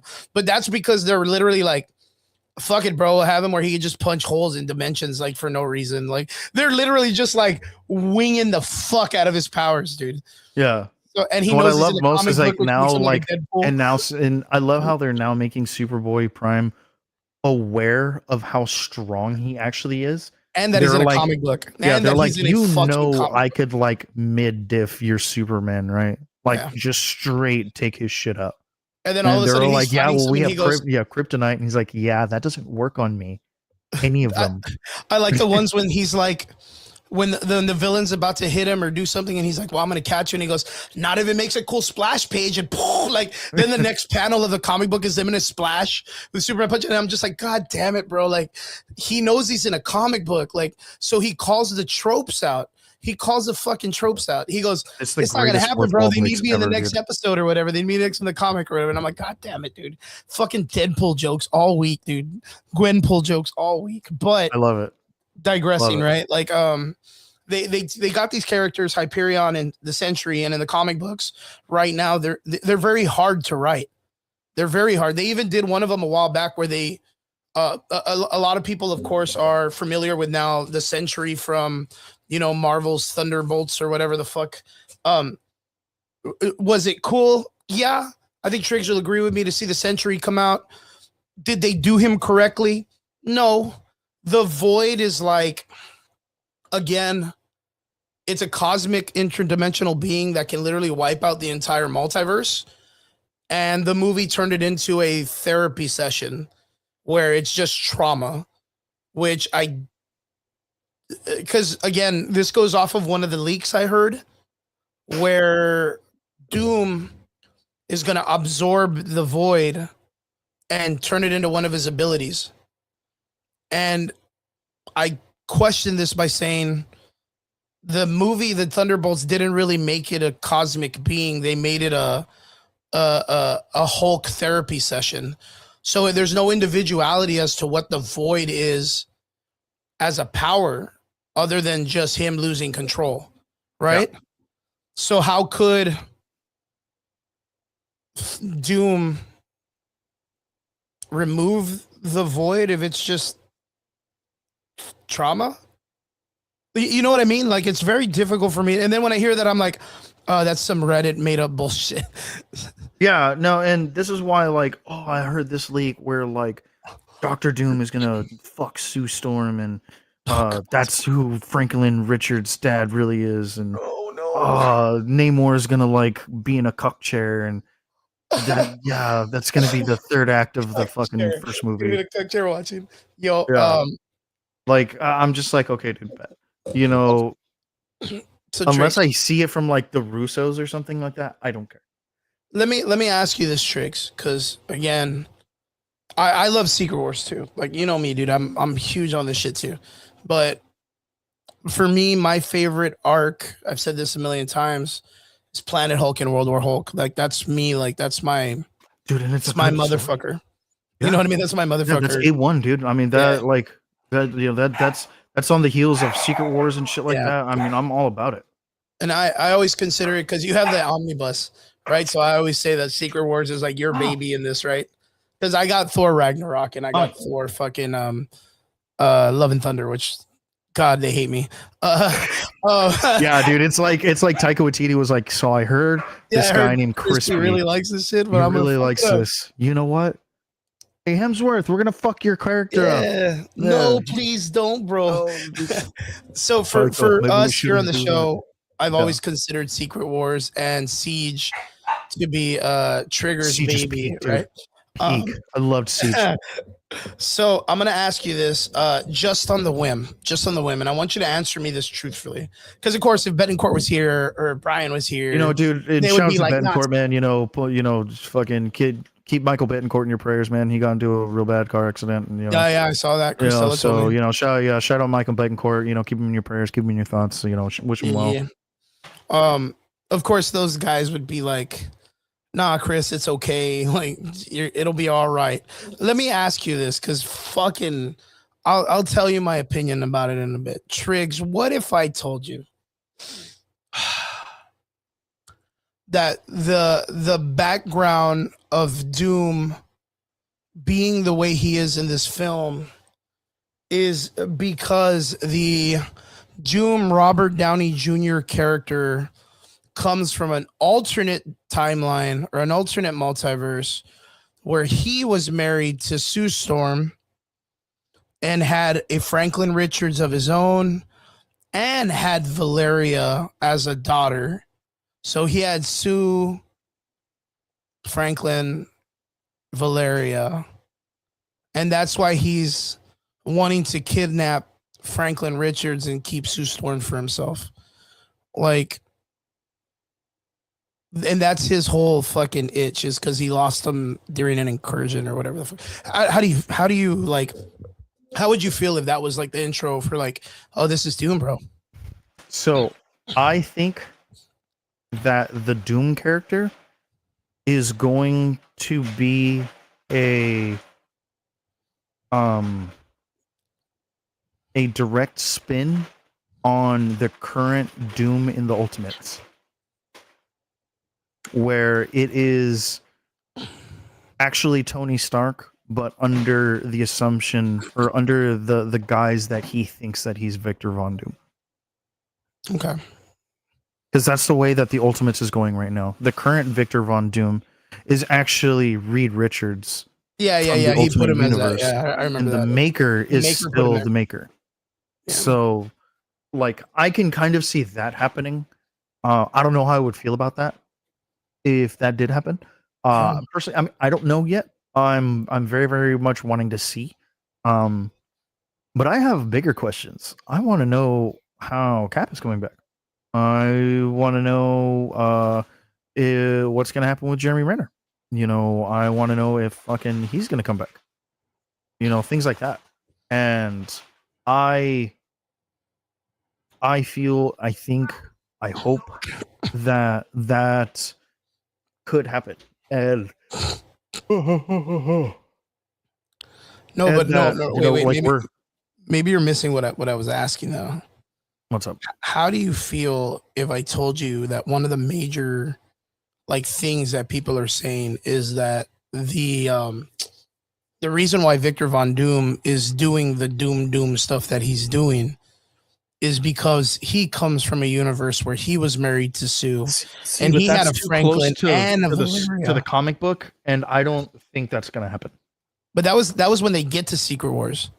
Doesn't matter. It's still part of the comic book. I'm saying that they're saying that this character, his regular world was he was married to Sue and had the daughter that's missing in the Fantastic Four. He had that daughter, which is like one of the major reasons why I fucking hated the fucking movie, that they didn't introduce Valeria. I mean, Valeria herself in the comic books was a girlfriend of Doom's and was named after Valeria by Reed Richards out of respect for Doom. Hence why he was like, yo, I want you to be her godfather. And dude, that Probably is the only person that he loves, like genuinely loves. So they were just like, nah, like to make it his daughter, like his old ex-girlfriend. Let's just say it's his daughter. And that was whom, by the way, he sacrificed for more power. Just big, big FYI. Oh man, dude. I was fuck, I'm so livid. Again, so one of the major things that I was really mad about the Fantastic Four in the first place was that Valeria was not introduced. She plays such a huge impact in the story of Secret Wars, and she's so necessary in the fall of Doctor Doom, being that that's like her inspiration to be the greatest, Doctor Doom. Like, even though it's like the biggest villain of Reed Richards, it's still like her godfather. It's so weird because like the way that they wrote this was very much like the Watchmen and the Mothman guy. You remember that shit where the comedian is sitting at the bed when he's crying? And he's like, did you know about all this shit? Like, it's all a big fucking joke. Do you remember that scene? And then later on, when the comedian dies, the Mothman or Monarch or whatever the fuck they call him, like he shows up to his funeral and the owl guy gets all pissed off or whatever, and he's like, why did you fucking show up? Or, well, he's like my best friend or whatever the fuck. They wrote such a fucking Batman and Joker thing where like, even though they hated each other and they were their nemesis, is like they were their best friends. And that's the way I've always felt about Reed and Doctor Doom. And we don't have that dynamic in the films. Like, so I don't know, like, oh fuck, dude, I don't even know. It boils me, dude. It boils me so bad. But the concept of it, like, and that's why I kind of like I'm scared of this, Triggs, for Secret Wars. Is like, did you hear about the Loki story, the Avenger Prime? Yeah, but and that's going to be like a big thing for this. Yeah, but the thing that I'm more hearing, and I kind of almost see this a little bit more, is that everyone that we're seeing are supposed to be like the multiversal Avengers, and Loki's going to be picking them up. Yeah, from the Amazon from the Avengers Prime series, right? Which just happened what, like 4 years ago? Yeah, and I get it. Like everyone's fucking up in arms about stuff, and there's going to be people like you who are like, but what story are they telling? What comic book are they following? They're not following a comic book. They're not following a comic book. Stop. But if they're not. They're not following a comic book. If they're not going to follow Secret Wars. They're just calling it Secret Wars. But listen, if they're going to be following, they may not follow a comic book as you're saying. But if they're saying that this is based, because everyone's like, oh, God of Stories, Loki, finally, and it's like, bro, that guy's like 4 years old. Like in the comic book, he's only like 4 years old. And then it's like, oh, the Avengers Prime and Doom. What did they call him during that series? You remember? It was like God Doom or some shit like that. I remember he had his own. He had the fucking Wolverine. God King no, not during Secret Wars. He was God Doom during Secret Wars. Yeah, God King during the Avenger Prime, he fights Doom. Supreme Doom, wasn't it? Avengers Prime. versus. Mm, Yeah, because that was just a comic book that happened like a couple of months ago, a couple of years ago actually, where it was Loki versus God Doom or whatever the fuck. But it's crazy because he has like a whole bunch of random Avengers. Dude. wow. Apparently, people think that Avengers Prime is like such a thing that I cannot find it anywhere else other than relating to the movie right now. God damn. What do you mean? Like I'm like Avengers Prime versus Doom, Avengers Prime. Yeah, Doom, that's what I looked up right now. And all it is talking about Secret Wars, the movie, or Doomsday. And don't you think that's kind of weird? It's frustrating, but mostly because and the reason that I say this is because like I always try and remain like really really biased when it comes to these Marvel projects, True. right? I'm obviously the most biased of the show. True. You know, more than you, more than Brian, more than Derp. And reason being is because like right now I always like, or what I do, especially in my theory crafting, is I always look at the facts and what assets they have to work with as they stand in the current storytelling like verse of the MCU, right? You know, because to do anything else is unfair, you know, and to create a false narrative and a false hope. So I'm not going to do that to myself. So fact, they had Secret Invasion. Fact, it had nothing to do with Secret Invasion from the comic book. Fact, it totally fucked it up. Fact, we had a movie called Civil War. Fact, none of that happened in Secret War, other than Cap and Tony Stark fighting. It's gonna happen right after it, Eddie. It's gonna happen right after. That's what's gonna happen with Secret Wars. That's essentially what happens. Literally what happens. That's actually exactly what happens, Eddie. The whole universe blows up and it's put back together very shittily, and then it's blown up again and put back together correctly. So yeah, that's what I mean. You know, like we have an expectation on what we would like to see, but that's probably not going to happen. And with that being said, and what we're seeing in the MCU, we don't have the assets to pull off a lot of these things.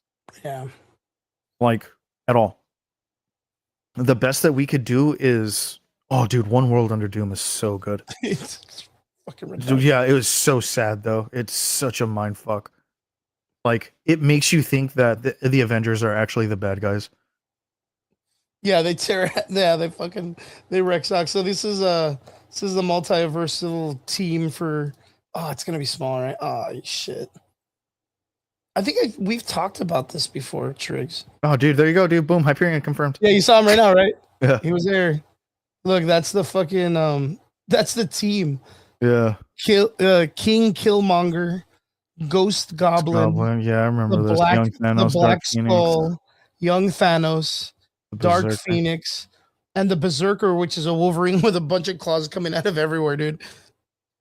That's the most ridiculous Wolverine I've ever seen.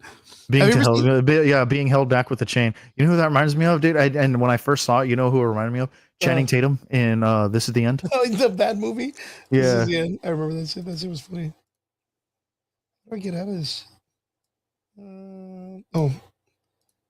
That Wolverine is ridiculous because, like, he has, like, shit. He has claws coming out of his eyes, dude. Look. Have you ever seen that Wolverine? Yeah. It is stupid looking, dude.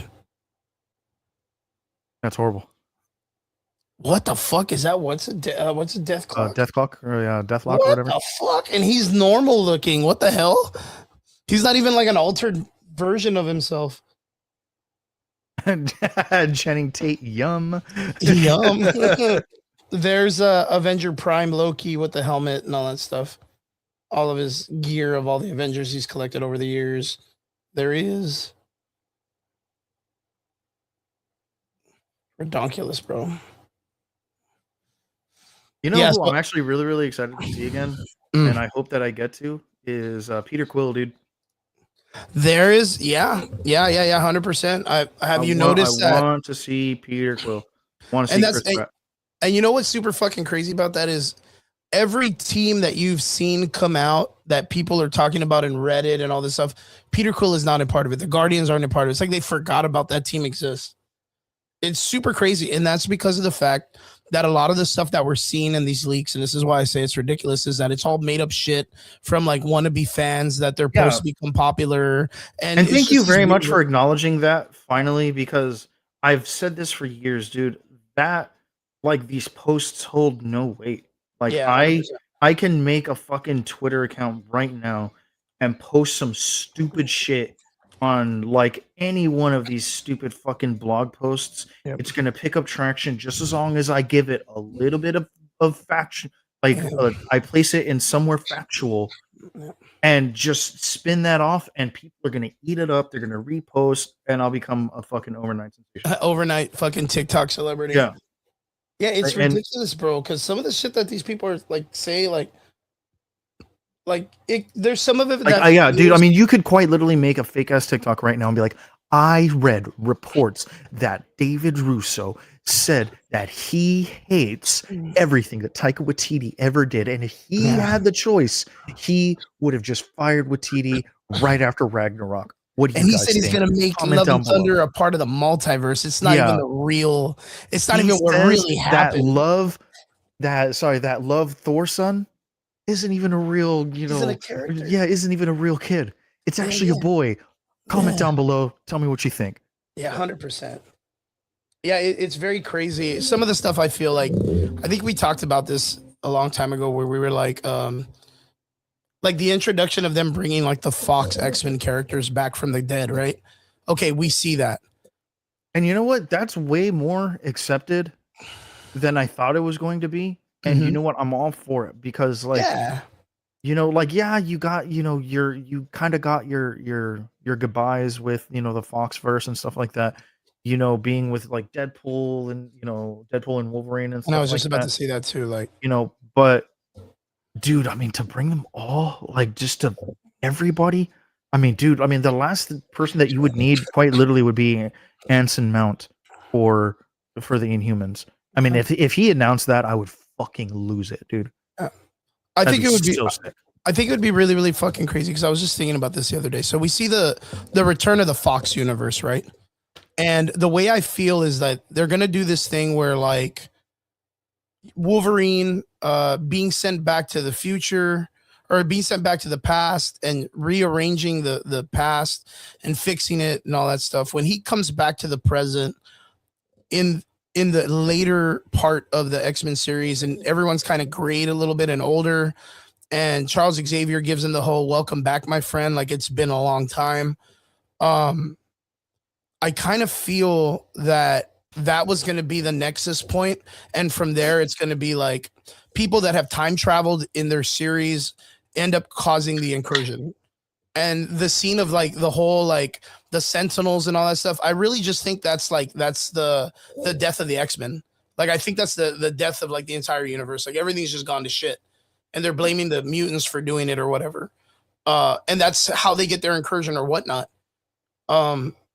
But I would like to see them in some way bring in First Class, the X-Men First Class cast, and them That'd be do cool, that man. To as- bring in Sophie Turner and and do them as um, the Champions comic book. yeah, instead and of the James Young Avengers. McAvoy, Yeah. and Michael Fassbender.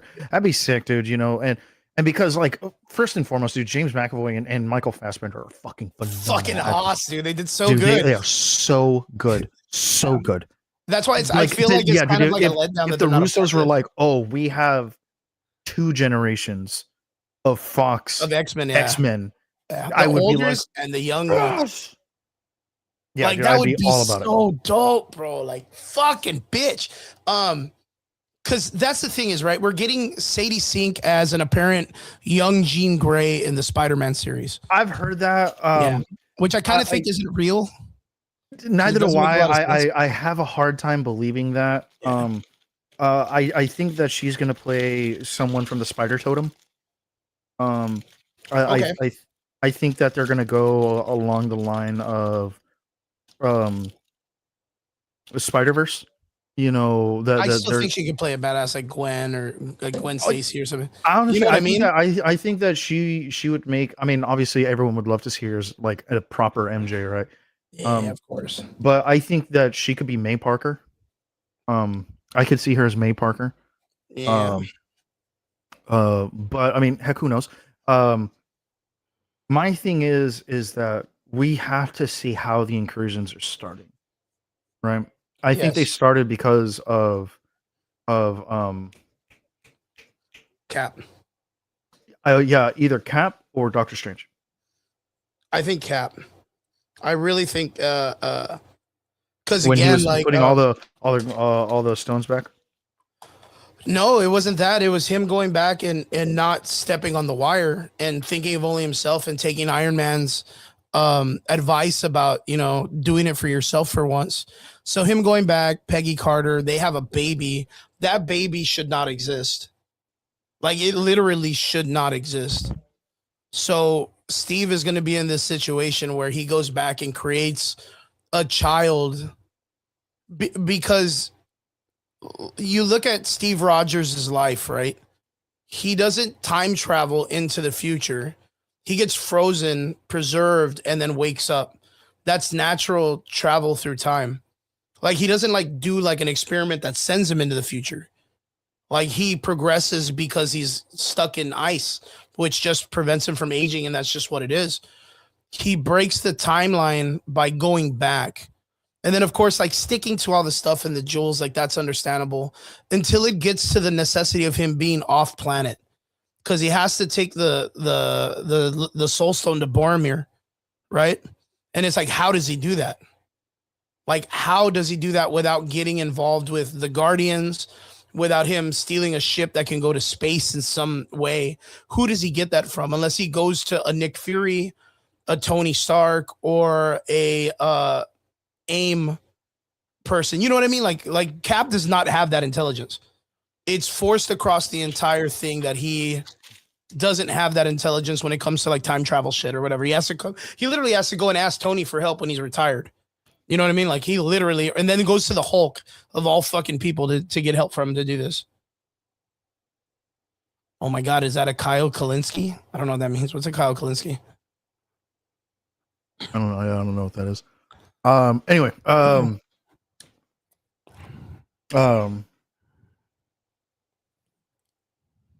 so I mean, as far as like the incursions are like concerned, Mhm.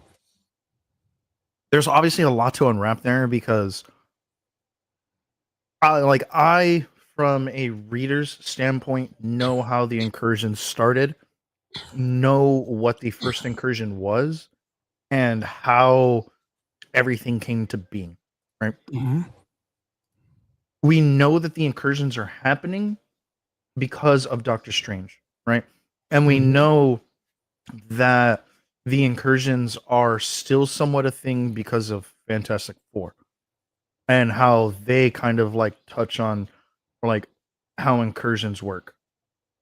So my thing is like, okay, even though like Cap put everything back together, we still see Cap the moment after he was supposed to come back as an old man, right? Yep. Like I guess he burnt through his super soldier serum or had it extracted or whatever. Yeah, because However it's the kind of fuck- like it's weird that it goes that way, right?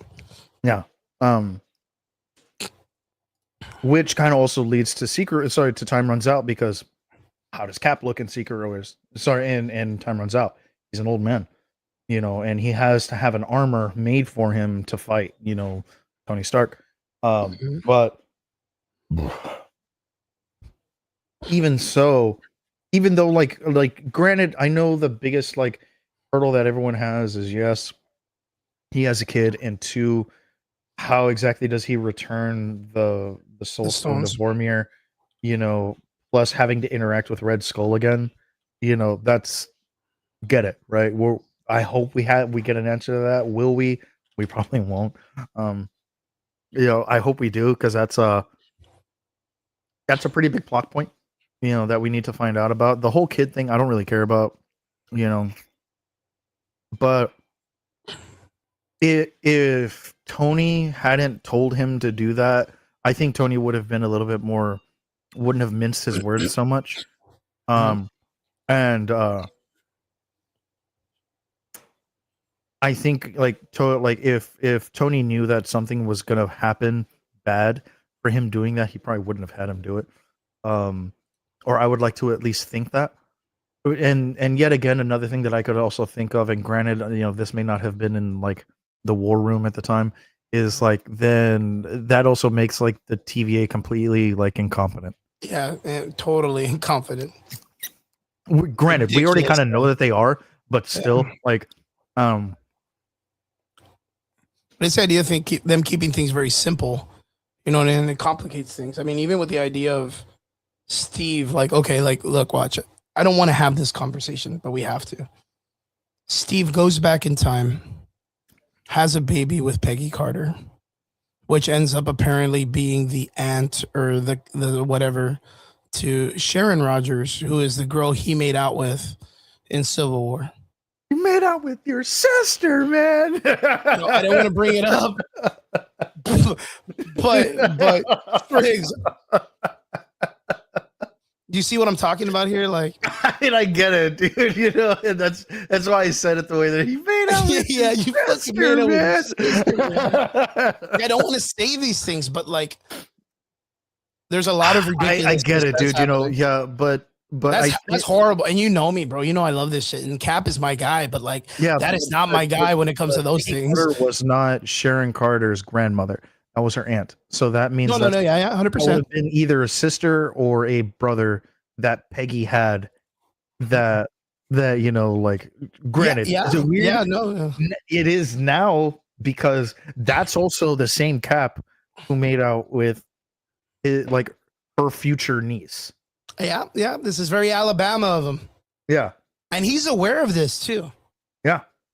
Yeah, he is very aware of this. And keep in mind, guys, this is probably a plot point that will never ever have like. Yeah, they do not want to talk about this. I know you probably don't, because I probably where I'm probably going. Is the fact that Sharon Carter's a bad guy right now. Yeah, she is the she's the broker or whatever. The something broker, like that. from the fucking Yeah, it's very nutty the way that they decided to go with this, because like the moment I saw that trailer and Steve picked up the baby, I was like, oh no. Like in my mind, I was like, I hope that's not Sharon. God damn it, dude. I know they won't do that because they already acknowledge that Peggy is her aunt. Yeah. I mean, because like she literally says, "Oh, my aunt Peggy." Yeah, my aunt Peggy. But yeah, that's very Alabama of him, dude.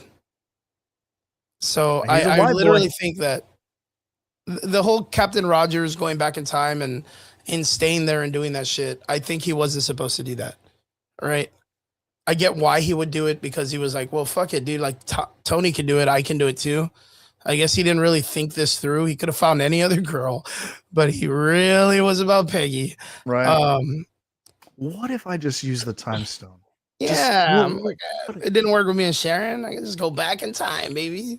And on top of that, like, what deal did he have to make to be able to return the time stone and still wind up in that time? Yeah. There's a lot of things that are right. Like you kind of have to wonder, like, I'm going to give you this back, but only under the circumstance that you return me to 1945. Mm-hmm. And I get to live out the rest of my life, with. No, I think the idea was that was the first place he went.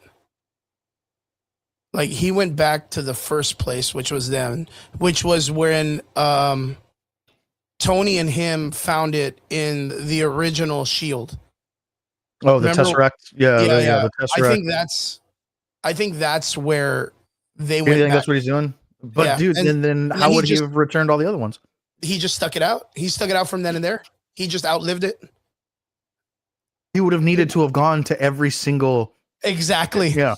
Exactly. No, you're like, I get what you mean. I can almost see that. I like from a writer standpoint, that just makes it so complicated to write. Like, question: how did he put it back in the Tesseract? Yeah. because Thanos crushed that bitch and turned it into a gem.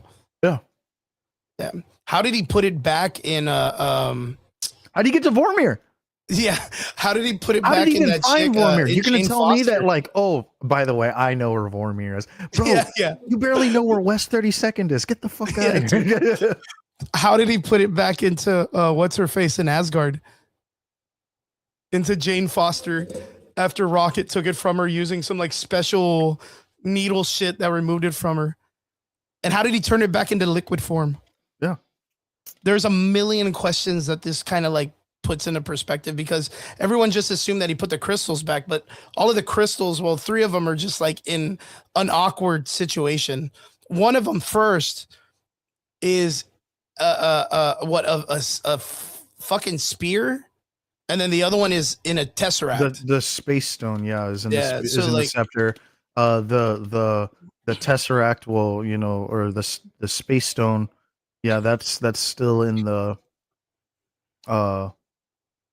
or was it, no, the mind stone was in the scepter, the space stone was in the tesseract, the power stone is in Jane, the time stone is with the ancient one, and the soul stone was in Vormir. Boromir. I'm telling you, God, it's I'm wild. so glad that I was about to say, I was like, dude, if I can't remember all these fucking stone names, I'm a fake fan. fake fan. Yeah, dude. Poser. But like, how? Like, if just on the whim, creative input tricks. How would you write that Steve gets to Boromir? The way that I would have done it from a writing standpoint, right? Yeah. This is like, boom, we have director's cut, you know, like this is Yeah, fucking you're the man that has right. To give, This is the Russos saying like, hey, like we're gonna make an extra 30 minutes of the movie describing the process in which, you know, Cap travels, you know, the universe, returning all these stones, right? Is the case that he holds all the original forms of the stones. So Okay. so the space stone is back in the tesseract. The power stone is back in its liquid form. And the Mhm. scepter, sorry, the mind stone is there. It could be just be put into a new scepter. The time stone and soul stone can be left in the way that they are. They can have like Vormir is what Vormir is, and then you know they can create a new like Eye of Agamotto for, you know, for the Yeah. time stone, right? So with that being said, like in the case, I would also make it to where you deliver each one like after another. After you're done, you press a button and it takes you to like where you like you deliver the time Okay. stone. You press the button again, Okay, so the and suitcase then and then has and then like teleportation powers. yeah, like you go back into the quantum realm and come back out at Vormir. You press the button again, you go back into the quantum realm, and then Nice. like that's how I would do it. Like if I'm Okay. gonna write it, that's how I would do it. Okay, so make the suitcase like a MacGuffin. Mhm. Okay, yeah, that works. Yeah, that could work. Because he's not smart enough to do any of that. on his Yeah, I was own, gonna say like, right. And he's not This- gonna like he's not really gonna have the means to be able to travel to fucking half of these places anyway. So Yeah. why not make the suitcase through science deliver him where he's supposed to go? can you imagine how fast it would be where Nick Fury finds out there's like a second Steve Rogers, like living with Peggy Carter, having a baby? She would have had to have been pregnant for 9 months. And going to Shield every day and being like, "Oh, guys, you know, I'm just gaining some weight or whatever." They're like, Who "Well, you how'd you get dating? pregnant, Who Peggy?" you Yeah, talking to? yeah, Huh? yeah. What's his name? Who you got? Yeah, what's up, Yeah. girl? Yeah, what his name? What Yeah, his you don't name think an is? espionage team is gonna look up that shit real quick? Come on. Yeah. Come on. Yeah, there's a bunch of shit that kind of like fucking aggravates me, but yeah, this is why I kind of stay away from a lot of the Marvel leaks that are going on right now. Again, there are certain things that I do like. I like the idea that I think I just saw today or the other day that the original actress that was Jean Grey's coming back. Oh yeah, Yana Funkson, like Yeah. I can never pronounce her name. Yeah. Well, the original actress from the original show, right? The original movies of Fox, the Jean Grey from Fox. And the reason why is because of the fact that I think there's one of the greatest parts in Secret Wars, which is where Cyclops hatches the Phoenix Force, absorbs it in the life raft, and then steps out to fight God Doom with the Phoenix Force and gets his fucking shit pushed in. And that's when you realize, like, oh fuck, like, Dude, and he didn't even really get it like pushed in that bad. No, he like didn't get everyone like makes it nothing, seem bro. like everyone makes him seem like he was like the biggest bitch made ever, and like it really wasn't even that. It was more of just like, I'm He not steps killing in. you. I'm killing the Phoenix, which is going to kill you. which is gonna kill you, bud. Yeah, Like, it was nasty, dude, because, like, again, he walks out of the fucking he walks out of the life raft, dude. Like, if he's got a fucking Stone Cold Steve Austin theme, right? Like, dun dun dun nah, dun dude, dun dun. it's We're like, it's whoa. the oh man, that like I don't know wrestling well enough. Yeah, yeah, but yeah. I always see this meme in the context of when your boy, you know, like when your boy's coming out of the big stall after doing Colombian marching powder for 10 minutes, and it's like, Yeah. Boom. Yeah, that was and he's like that walking was down. Cyclops walking fucking out of the life raft. Yeah, dude, it just Because he's like, he's all fucking flared up with the Phoenix Force, and everyone was like, even fucking what's his name, Marshall Strange, the Sheriff Strange or whatever, was like, holy fuck, it's Cyclops with the Phoenix Force.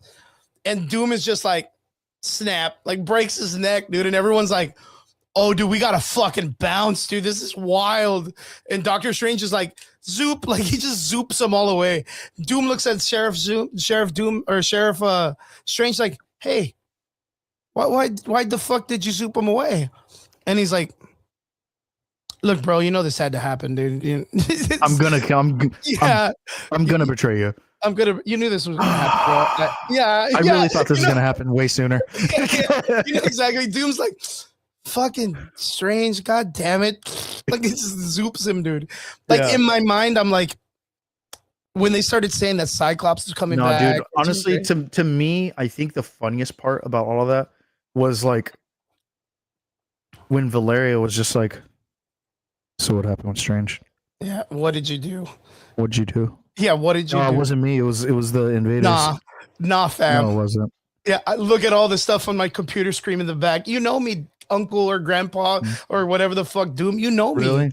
Because The this smartest camera dude. said otherwise. Yeah, I'm the smartest fucking person here, except for you. Look at the Yeah. screen. I got the exact time you used your powers, bro, which is the exact time Strange died. What did you do?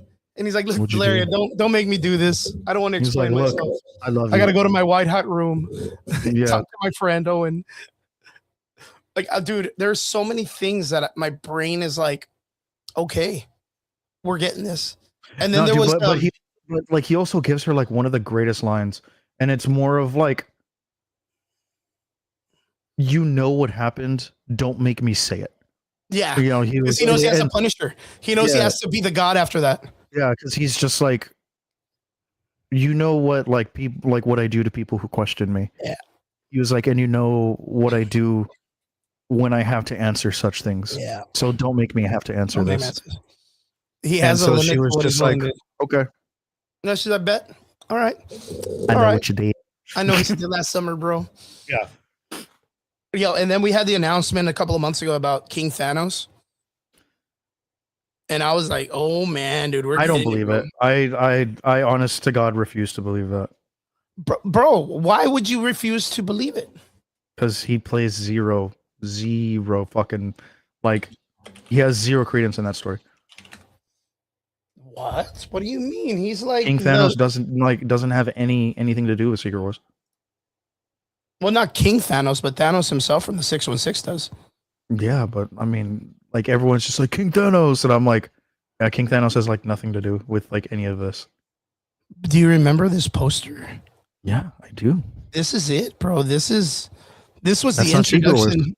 No, this most definitely is not. But this is what Secret Wars will lead up to have a King Thanos as the main bad guy again.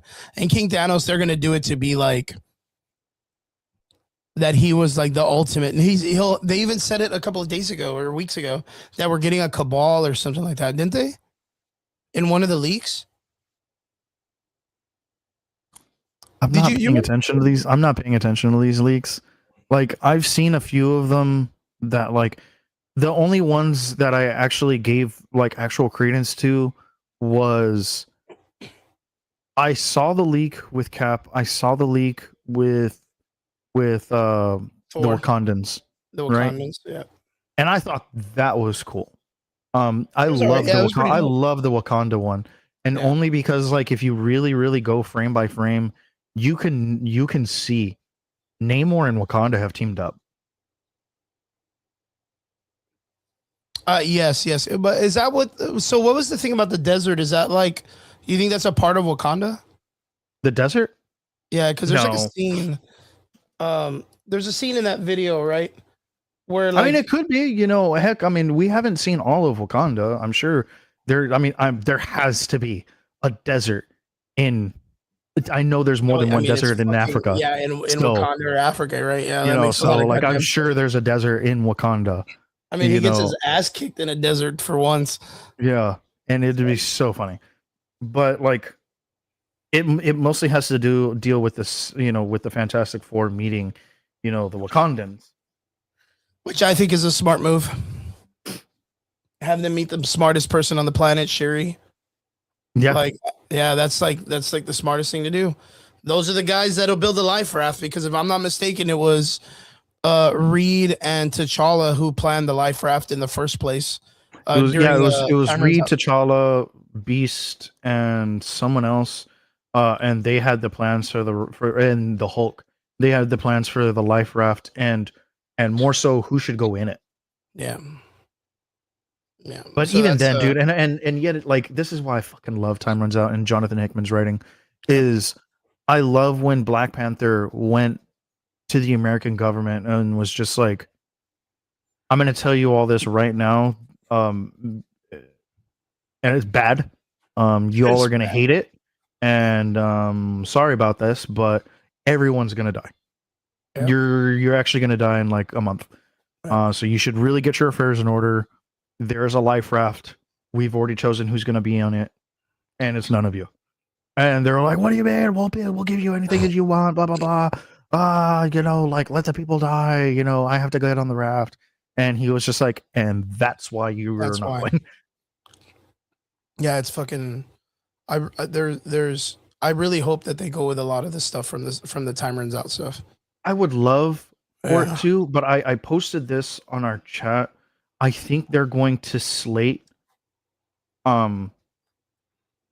Avengers versus X-Men as Secret smart move. Wars. And like Avengers versus X-Men is essentially going to be Secret Wars and or Doomsday.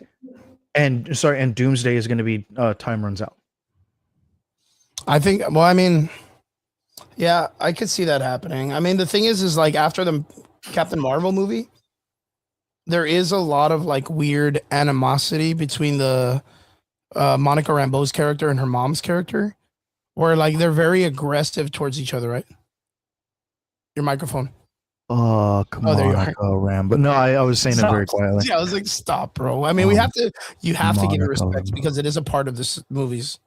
I don't have to give respect to shit. I don't give no fucks. Yeah, dude. Well, she is in the X-Men universe right now. And there was a lot of weird, like, aggressiveness towards her. Right? Where they were like, we don't give a fuck where you're from or whatever. I'm gonna give you these hands, bitch, right? Like they were pretty thorough. I ain't got no daughter, you stupid bitch, or whatever. I was like, fuck, these guys are mean. Wow, who shit in their Kool-Aid this morning? Right, dude, man. Fuck, man. Who pissed in your apple juice? So maybe like, okay, let me shoot this in the dark, but what if like the Avengers versus X-Men comes from like the Captain Marvel film side? Because I don't know what she's gonna do. I mean, the shitty part is that I can kind of see that happening. If they mix like Civil War 2 and the AVX. No, I genuinely think that Doomsday is going to be in its essence, and I say that, and guys, very minimal, yeah. Please listen to the words that I say. In essence, it will be Time Runs Out. That is how they're going to frame the movie. Yeah, a lot of consolidation and if stuff. you want to make the comic book goers happy, that's how you do it. You give Doomsday slated as time runs out, which is essentially kind of what we're getting, right? You're gonna have Cap, you're gonna have the Wakandans, you're gonna have Fantastic Four, you're gonna have the Fox, the Fox verse, and then on top of that, you're gonna have the Avengers, new Avengers, and like we're probably gonna get some secret Avengers, in there too, yeah.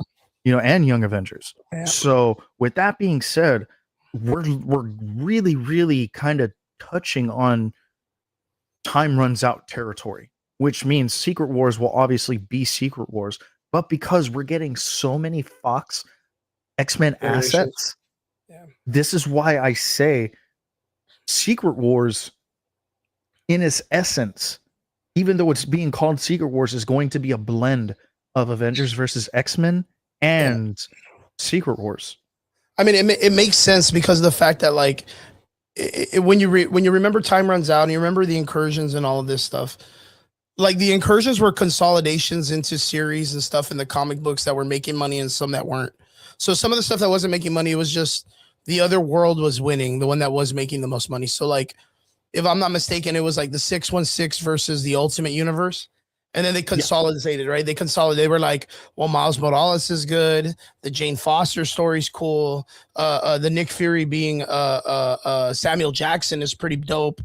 Let's keep that stuff as we go into the new Secret Wars and all new, all different. Like, let's keep that and let's throw away everything else. Ultimate Universe, like, let's get rid of it. Keep the 616 as is and blend them in.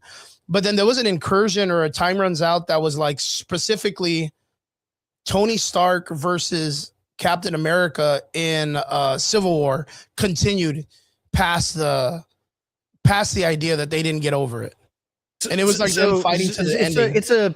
I know what you mean. And it's a yes and no, right? It's not so much the continuation of the fact of what happened in Civil War. Yeah, it's more of you haven't learned from this. Why? Like, you're still doing the same shit. Yeah. And this is where Tony's like, and you're still such an altruistic piece of shit. Yeah, because so capping him just fight to the end. Yeah, and so he was just like, admit it. And like, I want to hear it right now that you knew that this was going to happen. He's like, yeah, I did. And guess what? You all had hope because of it. And guess what? I'd do it again. Yeah, and so that's where, and right after that happened, boom, a helicarrier literally flies right into the two of them and they die. And in this part, like, we don't have a lot of these unless there's like stories kind that of didn't get... a little bit like that. Yeah. I know which game you're talking about. I happen to love that game, by the way. It's probably my favorite Marvel Alliance game. But yeah, because I believe 2 was Civil War, if I remember correctly. But what I mean, for the movie, because of just the way that the MCU handles comics with their MCU projects, you kind of have, like, you can't just take them with a grain of salt anymore. You have to do it with a lime and a shot of tequila. Yeah. Like, it's that it's gotta be a story. Yeah, it has to be a cinematic story. Yeah. Right. And so because of that, and like, I think me and Chris have finally learned that over the many years that we've now been doing this, dude. How long? We started in 19, right? Yeah. Damn, dude, 7 years, bro. Yes, sir. I got onto the show in January of 19. I've been doing this 7 years with you, man. Hell yeah. Yeah. But we worked our asses off. Right, man. Yeah. Long nights, brother. Long nights. Good. Yeah. Guys, 7 years, me and Chris have been doing this together for, the Average Boys podcast. What a wonderful ride it's been. But like I was saying, you look at the MCU and see what comic book they're doing. Go ahead, read the comic book. You should. They're fantastic stories, but understand they are not going to be true to that comic book. Yeah, it's not going to be. And on some spectrum, I'd have to say that this is probably like where like me and Chris may vary, is that I believe it's because they not like the comic books are not always cinematically like worthy, like not going to say worthy, but like applicable. Uh, The translation doesn't work. yeah, Chris kind of feels that they are a little bit more than I do. You know, Somewhat. Yeah. No, yeah. because I understand, because it's like I think that's my biggest argument is that the Marvel MCU landscape as comic books, it's ridiculous. Like there's no way normal people survive or even like just live. Yeah. They commit suicide. The suicide rate would be off the chain. If you had 1 week, Dude, those insurance companies would go bankrupt. yeah, 100%. If you had 1 week, and I tell people, if you had 1 week where it was like Namor comes in and then he gets fondled or stopped, then Loki comes in and gets stopped, and then the Chitauri come in and then they get stopped, and then Thanos comes in and he wipes out half of the universe, and then the Avengers, this group of ragtag people in 8 years, like bring everybody back that you hadn't seen in 6 years. Dude, They all not come just back that, to but life. you know what? Check this out. To give you a timeline perspective on two huge events that Yeah, dude. happen concurrently, or not concurrently, simultaneously. Yeah. Time runs out. The incursions are happening at the exact same time that original sin happens. Yeah. And at the same time that Jane Foster Thor happens Yep. with War Thor. Yeah. That's Yeah. three huge things that happen all on Earth simultaneously. Yeah. It's ridiculous, dude.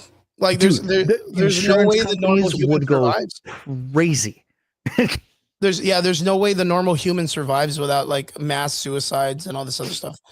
And there's no way you can like, because that's been my biggest thing about all of this like live action comic book nonsense is like one moment you have the Celestials, right? These giant fucking characters, like planet size, grabbing random fucking people from a park while you're just walking and hanging out in New York, just sucking them into space, dude. And then like the next couple of weeks, Thanos comes in and obliterates like half of the universe. You don't even know what's going on. You're just chilling out, and then everybody just starts fucking turning into dust because you're not a part of the story. You're an NPC that just lives in like McAllen, Texas. And you're not even in New York, and people just start bleep, bleep, bleep. Like you're just like, the fuck is happening? And then you never see those people. And then 6 years later, you fucking run into your cousin who is like 5 years older, is now 5 years younger than you. And you're just like, you got to continue living life. And then the week after, a random Superman guy starts bleeping everybody out of New York. Like you're just going to kill yourself. You're just going to fucking kill yourself. Cause there's like, you don't know what's going to happen. Yeah. You're like, this is too much. This is too much. And that again is the discernment of the fucking, Marvel Annabelle, to answer your question, the stories that myself and Chris are referring to is going to be Jonathan Hickman's Avengers and New Avengers. This happened in 2013 to 2015. And it also ties into Secret Wars 2015, also written by Jonathan Hickman. If you want, you can Google search Jonathan Hickman Avengers and New Avengers to find out exactly which issues myself and Chris are referring to. I couldn't tell you the exact issues right off the top of my head, but they are Avengers and New Avengers. I want to say it's volume 1 or something like that by Jonathan Hickman. Yeah, if you get into like the all new Avengers comic books, I think that's it leads into all new Avengers. Yeah, I think that starts off really, really well. Like right before it's right after Secret Wars. Runs out. Right before time runs out. That's a really good place. Anything after Pleasantville is good. The Pleasantville story arc kind of sucks. And honestly, like even if you wanted to, with Captain Hydra and all of that, just solid, dude, solid like tits. I mean, leading into War of the Realms or King in Black and stuff like that. So just have fun with it, but I would really, really recommend Avengers and New Avengers, all their tie-ins, which is basically time runs out and then leads into Secret Wars of 2015. Yeah, that's where you're going to get a lot of like the newer stuff that's going to be close to what's going to be in the movies. Pretty much everything that's kind of happening right now is like somewhat going to be highlighted in a very, very small way in those comic books. Roughly, yeah. But the new Doom movie going to be referring to? Yes. Yeah, very. Yes, this is essential. This is kind of like what we're theorizing, right? I believe that the new Doom movie is going to be highlighting time runs out. This is what I think would make the most sense cinematically and would kind of appease all of the comic book readers, because the way that they're framing the movie is that these incursions are going to start happening, which is like one of the biggest central plot points to Time Runs Out, other than the Ivory Kings, the Kings in Black. Yeah, I was just about to say that too. That comic book Rabuma line with them. Lal, the Black Priests and stuff like that, all the builders and everything like that. They don't have those assets yet, in the MCU. They may, be introduced later on, who knows? But the way that they're framing all these movies is these are going to be incursion points that could possibly be happening. And that's what I'm seeing as Doomsday is coming up. Because Age of Ultron had nothing to do with the Age of Ultron story. Nothing. Yeah. No, it was also like the worst, the worst Avengers movie, and it was like a Joss Whedon project, and this is why Joss, no one works with Joss anymore. Yeah, again, even on the stuff that Triggs is saying too, I do believe heck yeah. Thank you very much, Aaron. Thank you very much, man. I do believe that there is a part that's going to be following the Doom comic book during that time also, which was Doom, Owen Reese, and Doctor Strange. Yeah, the whole Rabuma Lal story, yeah. In the background behind what was going on in Time Runs Out. So that's the thing is there's a lot of in-between comics that you're going to catch, but you're going to understand the story. Just getting into Secret Wars alone and Time Runs Out is probably the best part of the story. Yeah, Time Runs Out is a really great story. It is probably one of the best works of fiction that I think I've ever read. And literally, Time Runs Out is the consolidation of the multiverse of the Marvel Universe as a company during that time, and Marvel as a company bringing them all together into Battleworld, which is Secret Wars. So it's a good explanation. I think that's probably Triggs is probably right on the button with this. There are a bunch of other little stories, but I think the meat and potatoes is going to be based on loosely Time Runs Out into the Secret Wars and into the Doctor Doom comic book around that time. I just don't know the name of the comic book off the top of my head, but I know that he has his own arc and his own comic book where him, Doctor Strange, and Owen Reese are going around doing their own thing, which is the Rabuma Lal storyline that Triggs was talking about. So it's not an end. It's actually it happens simultaneously. This is yet again what I mean, craziness that happens during the same time as huge storylines, and that being one of them, right? So, and this is, I'm not gonna lie, guys, it's gonna be very, very hard to follow the time travel-y bits of even that story. And I say this, and so to kind of TLDR, it is Doctor Strange does some things to be able to find and eliminate Rabuma Lal. And by the time he finally reaches Rabuma Lal, he ends up finding out that it is Doctor Doom, right? Well, Doctor Doom tells him this is how all of this happened, and shows him the fruition of everything that's happening, and shows him everything that had happened. So Owen Reese had gone to Doctor Doom and showed Doctor Doom what happens if he kills a Molecule Man in another universe. That universe dies, right? It blows up. Because of that, he inadvertently starts the first incursion by accidentally killing an Owen Reese. Then that Owen Reese's essence and powers get transferred into that other Owen Reese.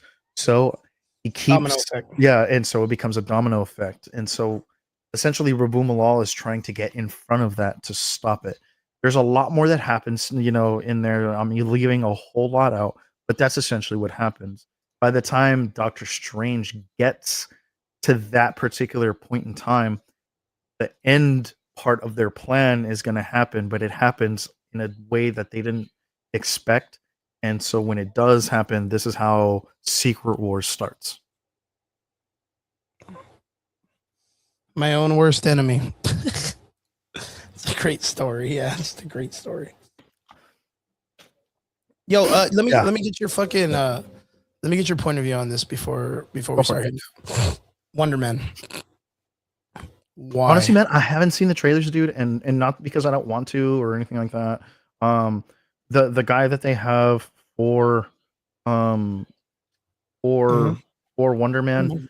I mean, dude, I mean, that guy's a fucking specimen, dude. He's a beast. He played Mhm. Black Manta in Aquaman.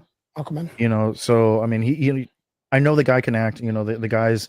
I know he's done some stuff. It's fucking awesome. You know, heck yeah, dude. Uh, I know I should watch it. I saw the first like teaser and stuff like that. It looked cool. I know that they're also going to be introducing his brother as well, who's also like Grim kind of Reaper. a big name in the Marvel universe as well. Um, heck, man, I don't know, dude. But did you also hear that that they may have actually Variety actually reported that T'Challa has been recast. Yeah, yeah, I heard about that. I'm excited for it. I think we've talked about this a million times, so like, it's about time. Just gonna see how they introduce him. That's gonna be the next point. I wonder if it's going to be the T'Challa as we know him or his son, It's probably gonna be the son. right? Yeah, that makes a lot of sense.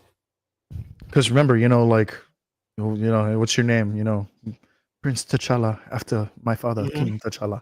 And I was like, oh, okay. So maybe that was like the plan all along was like introduce the son later. You know, who knows? Yep. Did you see who? I don't know if you even checked this out or whatever, but did you hear who they were gonna bring out in Wonder Man or no? Like as a villain? Let me see if I can bring it up. I Wonder think I Man remember. villain. Like I mean, like I know I've heard it, but I can't remember off the top of my head. It's that fucking that villain guy, the fucking super strong one that turns into like a god. Oh, please be more specific. I fucking forgot the top. Hold on, let me get it. Kovac, Korvik. Oh yeah. Yeah, I heard that. Marvel Kovac. That guy.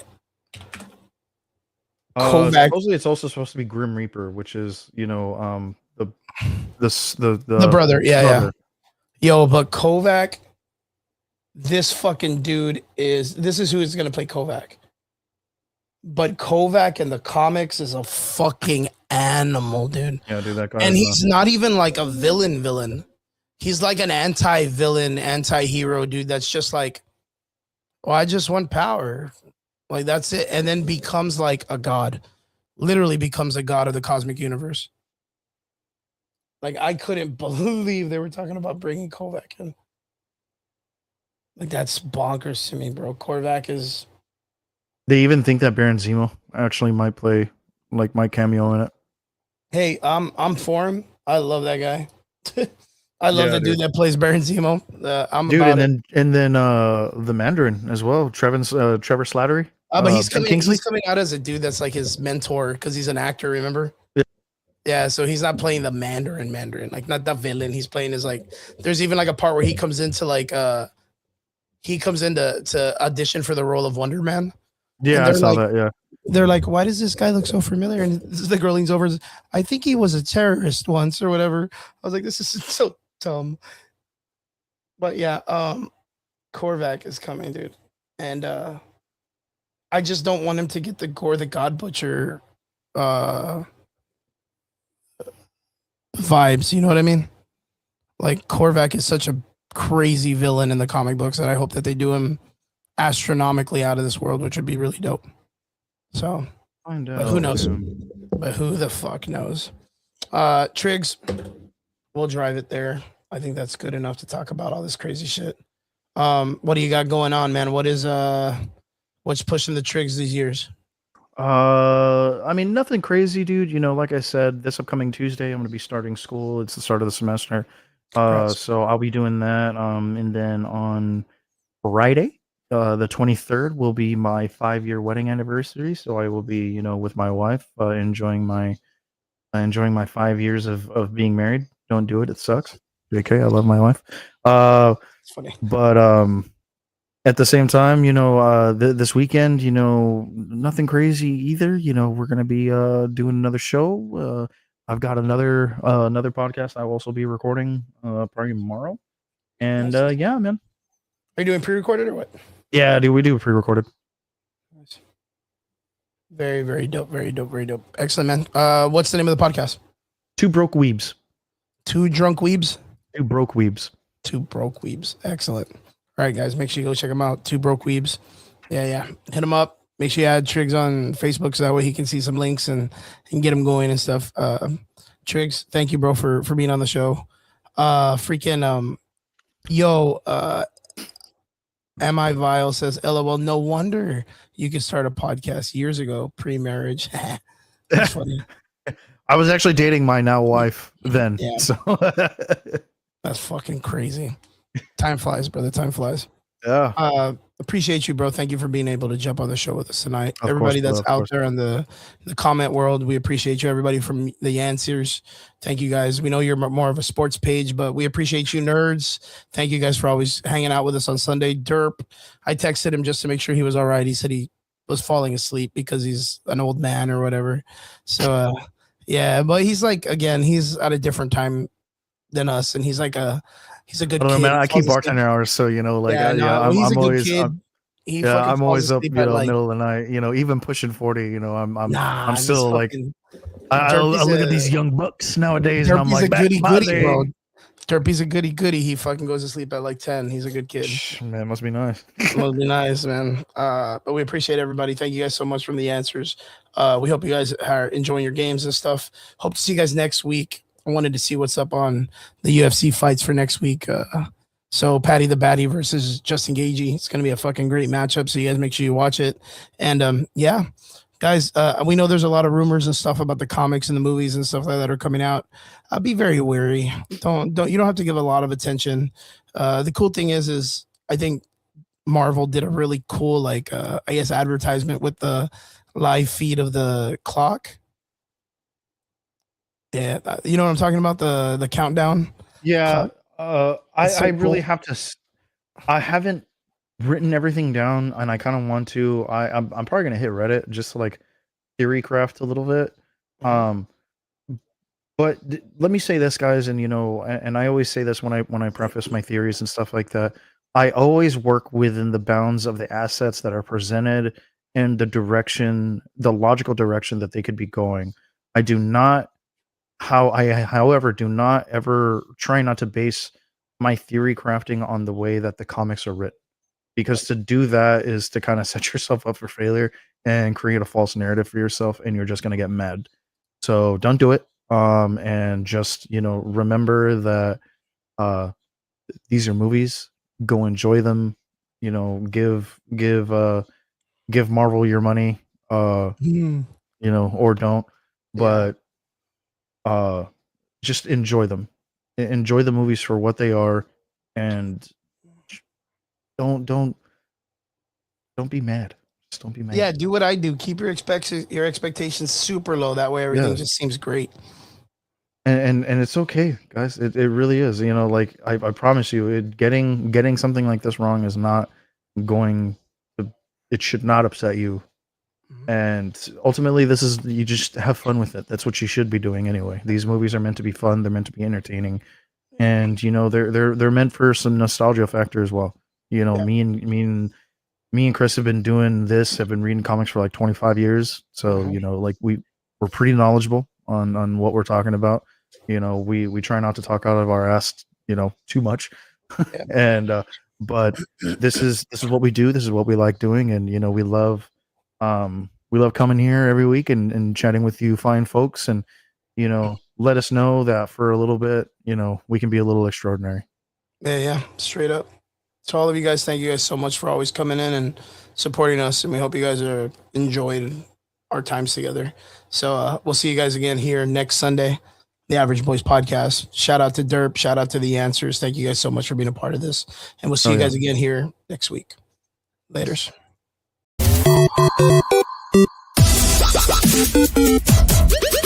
Thank you.